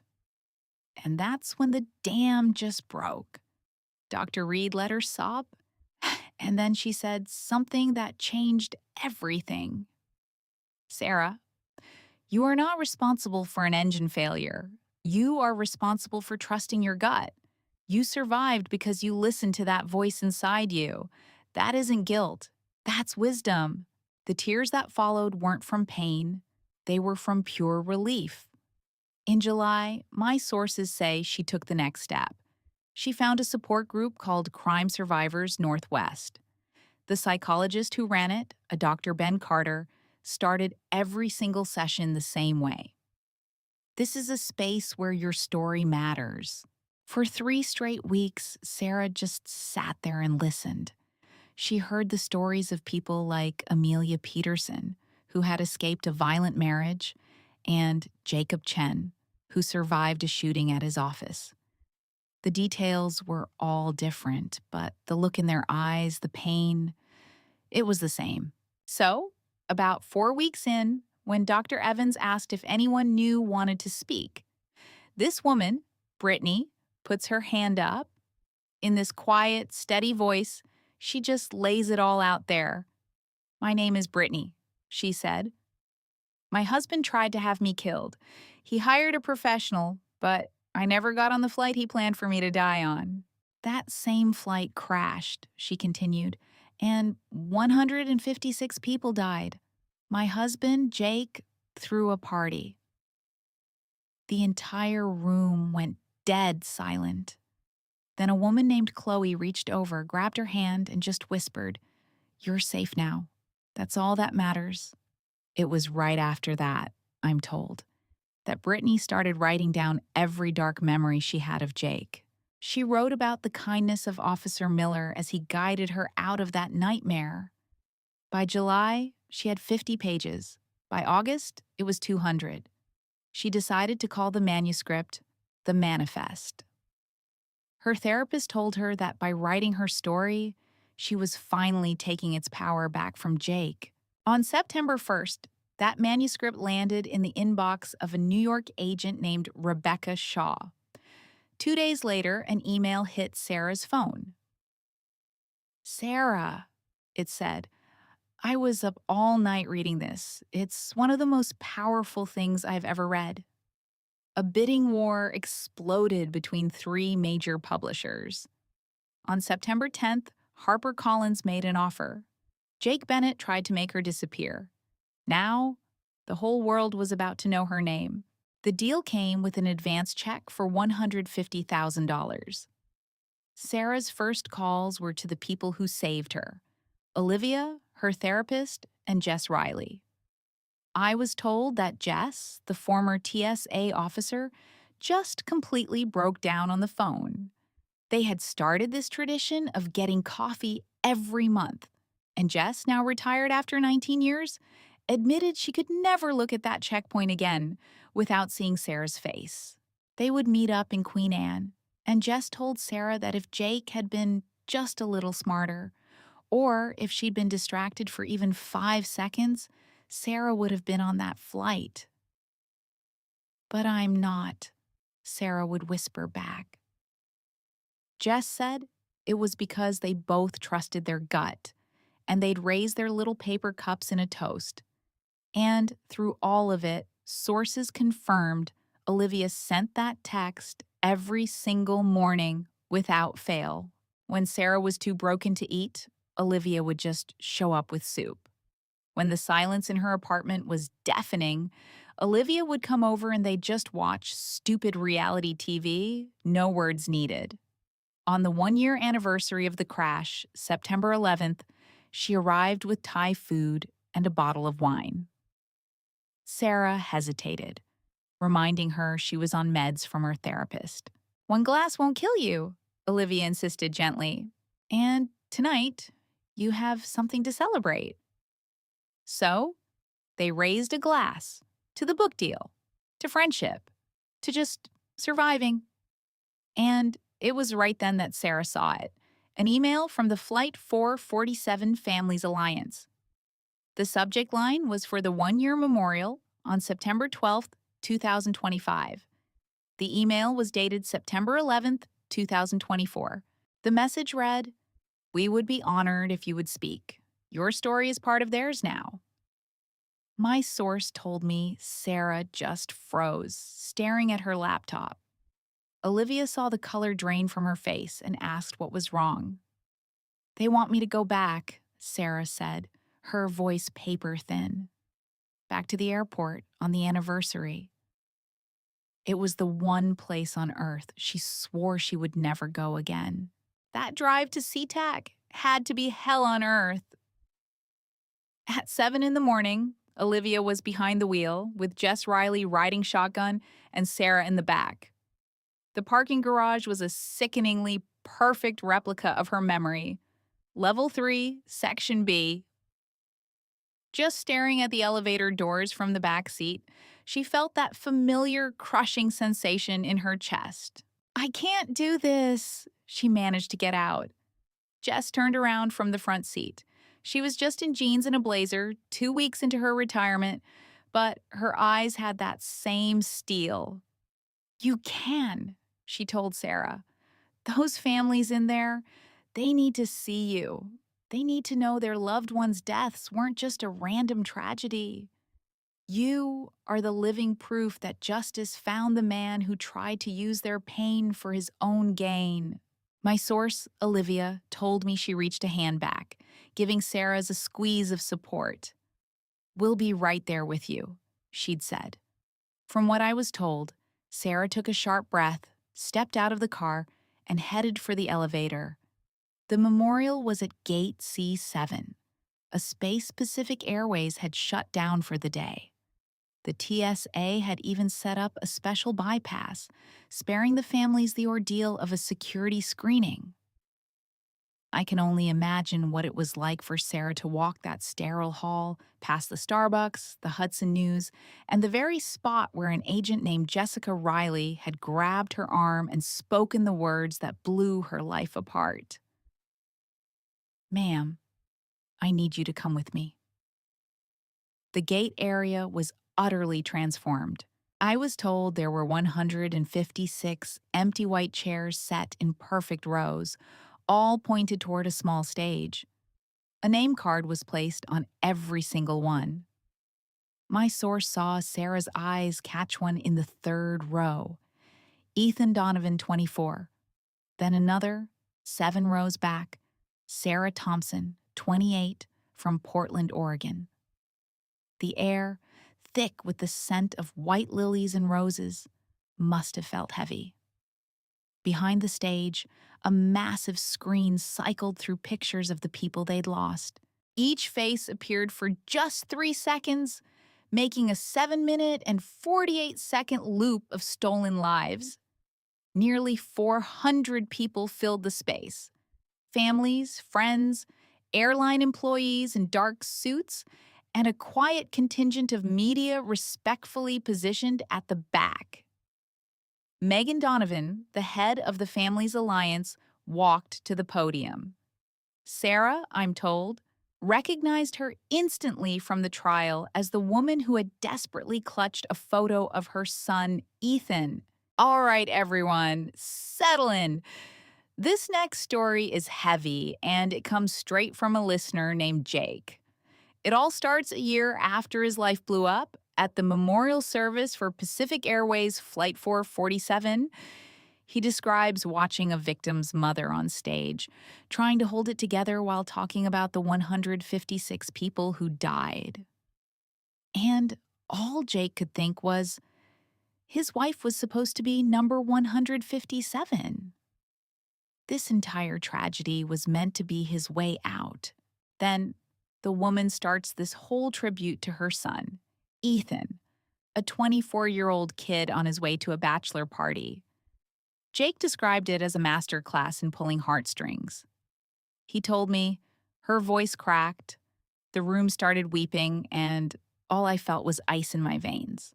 My plan was flawless, and my wife Brittany had ruined everything. It was then he knew his quiet escape was gone for good. Next up is the airline's CEO, David Thompson, a man who, Jake said, looked like he hadn't slept in a year. He gets up there and delivers the big corporate apology.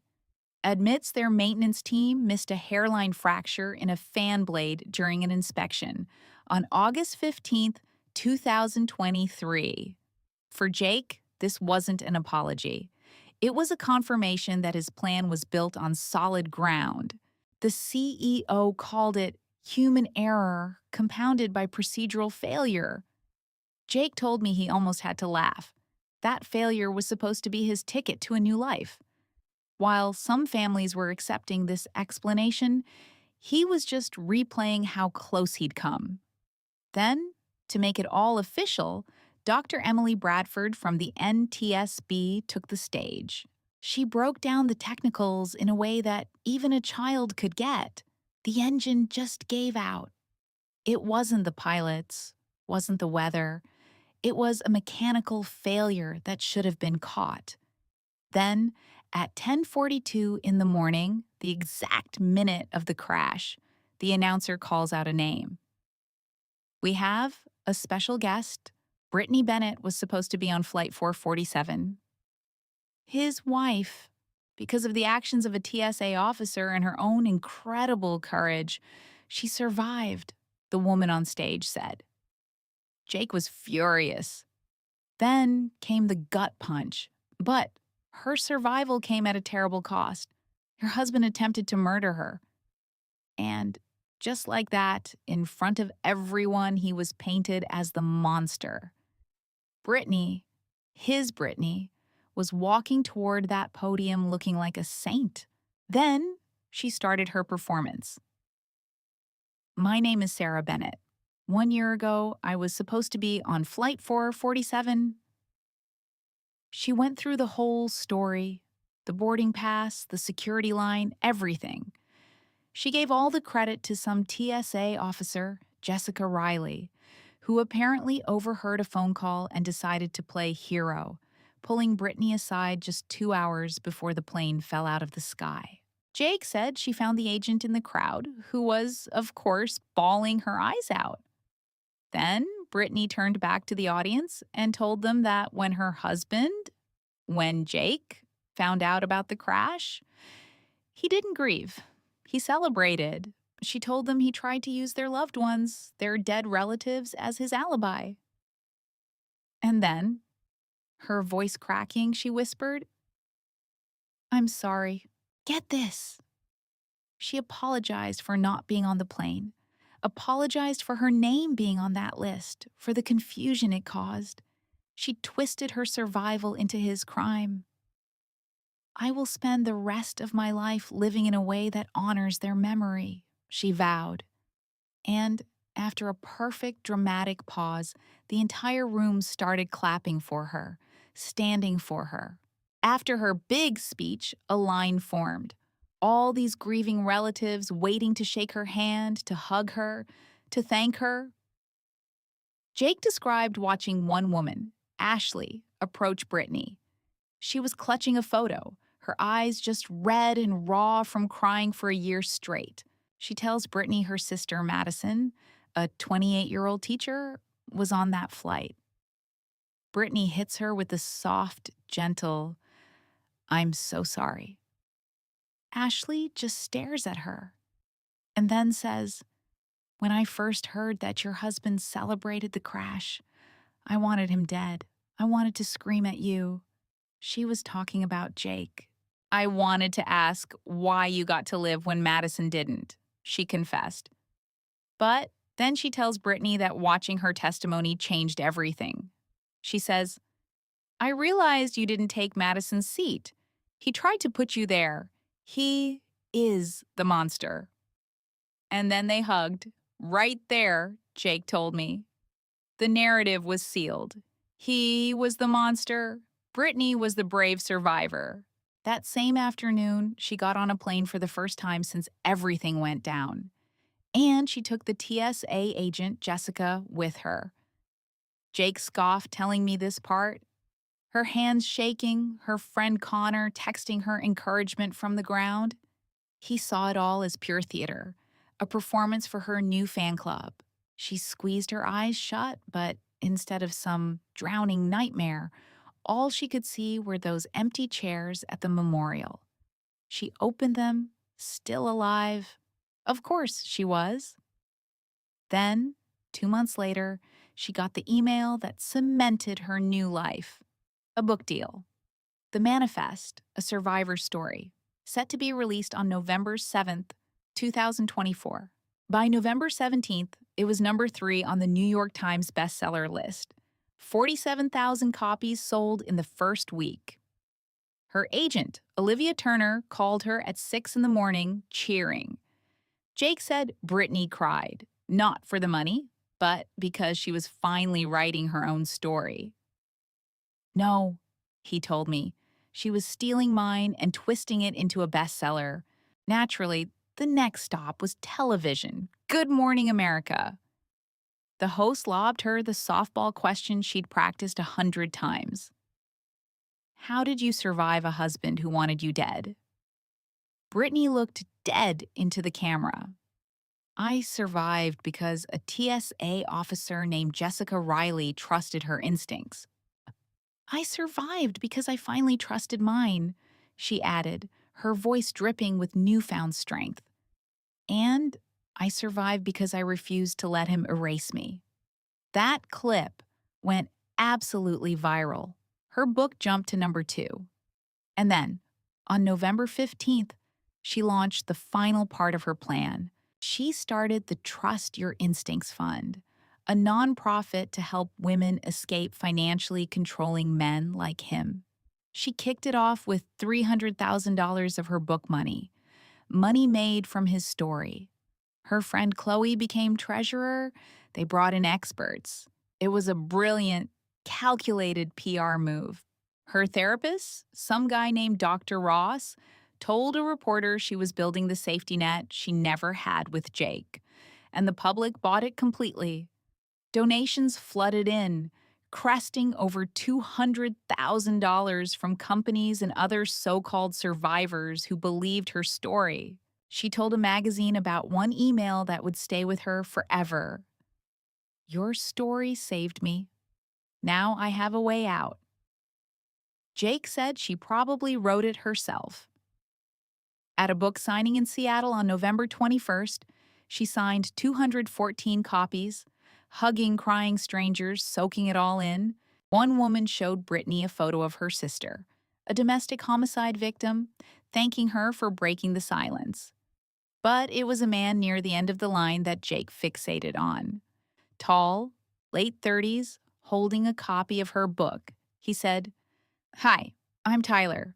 I needed to say, your book helped me understand something." He told her his wife had been killed by a drunk driver 3 years earlier. He said, reading her story, how she chose to keep going, showed him that moving on isn't a betrayal of the person you lost. It's a way of honoring them. And all Brittany said was, "Thank you." Jake said that's when he knew. She hadn't just gotten away. She had won. She'd taken his plan and turned herself into a hero. So this new guy, Jake, asks her out for coffee. And after everything she'd been through, you can imagine the hesitation. But she said yes. They met on December 15th and ended up talking for 3 solid hours in this tiny cafe. I found out Jake was an architect with a 7-year-old daughter, Lily, a little girl who was obsessed with drawing. His wife had passed away in March of 2021, the exact same month Brittany had lost her own parents. Brittany told him straight up she wasn't ready for anything serious, and Jake, he got it, said he felt the same way, and maybe they could just figure it out as they went. A week later, he took her to the zoo to see the Christmas lights. He brought his daughter, Lily, and this little girl just walked up, took Brittany's hand, and asked, "Are you the lady from the plane?" And Brittany told her, "Yes." Lily then asked her if she'd been scared. "Very," Brittany told her. "But you're okay now." She looked from the little girl to her dad. "I'm getting there." On December 30th, our records show she checked the balance on her foundation's account. Public donations had hit $487,000. With her own money in there, they had $787,000. 62 emergency grants were already out to women in need. Over 300 women were signed up for her next seminar. She told me she just sat on her couch and cried, just overwhelmed with gratitude. Her friend Chloe sent her a text that just perfectly captured it. You turned your nightmare into their escape plan. And then, on January 8th, 2025, an email dropped into her inbox with a subject line that she said made her blood run cold. The subject just said, Connor Peterson, cold case investigation. It was from a Detective Miller with the LA County Sheriff's Cold Case Unit. The very first sentence she told me shattered everything she thought she knew. Mrs. Peterson, I believe your ex-husband murdered his first wife. Her hands just started to tremble. Brittany knew Connor had a first wife, Ashley. The story he'd always told was that they had a quiet divorce back in 2011 before she moved out to Arizona. But this detective's email laid out a completely different and chilling timeline. Ashley Hughes Peterson died February 14th, 2011, it said. Bathtub drowning, sleeping pills and wine, ruled accidental, life insurance payout, $1.2 million. The detective's message was blunt. The patterns match, I need your help. Brittany closed her laptop and, I learned, immediately called her friend Chloe. He did it before, she whispered into the phone. The next day, January 9th, she called Detective Miller back. I'll help, she said. And over the next 4 months, the horrifying truth about Ashley Hughes began to surface. Ashley had married Connor back in 2009. She was just 27, a powerhouse marketing manager with a huge career ahead of her. But her sister Megan later told me that Ashley changed the minute she married him, becoming withdrawn, cutting off her entire family. Connor's excuse was always her career, but Megan knew in her gut something was terribly wrong. In January of 2011, Ashley had a miscarriage. Connor told everyone Ashley just needed some space. Then, on Valentine's Day, February 14th, 2011, she was found dead in the bathtub. Reports confirmed Ambien and a .12 blood alcohol level. A coroner ruled it an accident, and Connor collected the $1.2 million. Megan never believed the official story, not for a second. But she was only 25 and shattered by grief, and nobody took her seriously. Everything flipped in November of 2024 when she stumbled across Brittany's book. The patterns she read, the financial control, the isolation, the forged insurance policy, it was like reading her sister's story. She immediately called Detective Miller, who reopened the case and, my sources say, subpoenaed Ashley's old laptop from an evidence locker. The FBI managed to recover 67 deleted emails from Connor's draft folder.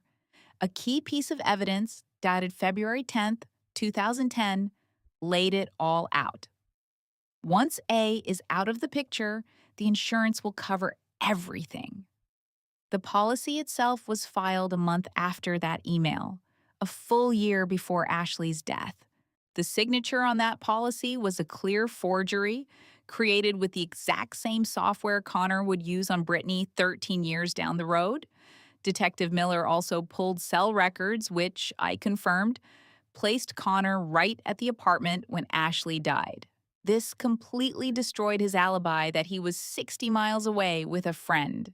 In 2025, that same friend admitted to authorities that Connor had paid him to lie. A forensic pathologist reviewed the old autopsy photos and found what had been missed all those years ago. Petechiae in Ashley's eyes and bruises on her shoulders. Textbook signs of being held underwater. The trial opened on June 2nd, 2025 in LA. District Attorney Lisa Brennan led the prosecution. Connor's high-powered attorney suddenly dropped him, leaving him with a public defender who was completely outmatched. Megan testified first, her voice breaking as she described how Connor systematically isolated her sister and took over her entire world. "I lost her twice," Megan cried on the stand. Once when she married him, and again when he killed her. An FBI expert then walked the jury through the deleted emails, one by one. On July 18th, it was Brittany's turn to explain the sickening parallels. The forgeries, the insurance policies, the suffocating pattern of control. "This wasn't a one-time thing," Brittany said from the stand. "This is who he is." The defense's case completely crumbled. On August 12th, 2025, the jury convicted Connor Peterson of first-degree murder. 8 days later, a judge handed him his sentence: life without the possibility of parole. Added to his existing 45-year sentence, Connor, at 37, would die in prison. He reportedly just stared at the floor through the entire hearing. For Brittany, it was finally over. On September 11th, she drove to Jessica's grave at Forest Lawn, where she found Megan waiting for her. They stood before a simple headstone that read, "Jennifer Marie Hughes." "Thank you," Megan said, "for telling your story, for helping me find justice." Brittany just shook her head. "She saved my life. I just wish I could have saved hers." But Megan gently took her hand. "You did," she replied. "You made sure everyone knows what he is," she continued. "That's how you save people, by not letting them be forgotten." They stood together in silence for a long time before placing white lilies on the grave and walking away. That December, I learned Brittany took a trip to Hawaii with Jake and Lily. And for the first time, she felt absolutely no panic getting on that plane. She looked out at the ocean, thinking of everyone who helped her heal. When they landed, Lily held her hand and asked, "Miss Brittany, are you happy?" She told me that for the first time in so long, she could smile and honestly say, "Yes, I really am." Her Trust Your Instincts Fund helped over 1,200 women in its first year, raising $2.1 million. By December, she was teaching full-time and had enrolled in a Master of Social Work program. And Jake asked her to move in.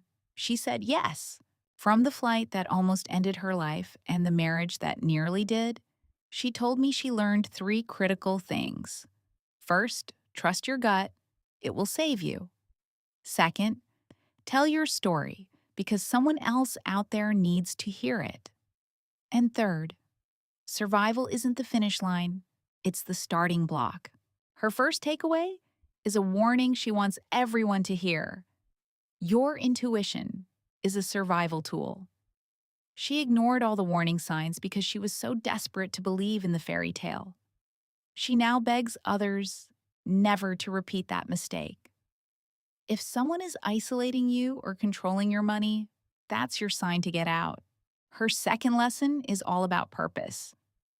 She believes she survived for a reason, to warn others. The betrayal from her own family cut the deepest, but speaking out, she says, is the very first step to healing. For 8 years of silence, she was trapped. Her story proves that speaking out isn't weakness. It's the most powerful act of survival there is. I've covered hundreds of stories, but this one always gets to me because of what happened to Brittany after the chaos died down. She told me later that she really thought her life was over when that chapter finally closed. But she channeled that pain into purpose, creating a fund that has since helped more than 200 women find their way out of the kind of domestic nightmare she survived. She even found love again, a real one, built on trust. It's a stark reminder that sometimes the most devastating ending is really just the beginning of a story you never expected. What this story about Connor really boils down to is a chillingly close call. Brittany was standing in the security line at the airport, minutes away from a trip she was never supposed to come back from, before she finally listened to that nagging feeling in her soul. She couldn't grasp the true scale of his betrayal until an investigator laid out 67 recovered emails on the table between them. The message from this story is terrifyingly clear. We can't afford to wait for that kind of black and white proof. We have to learn to act on what we feel. I'm going to keep digging into cases just like this, sometimes creating composite accounts to really expose the manipulative playbooks these people use. Follow my work if you want to learn to recognize the red flags. But the fundamental truth I learned from Brittany's ordeal is the one thing I want you to remember. That instinct you have is the best defense you'll ever get. Please, learn to listen to it.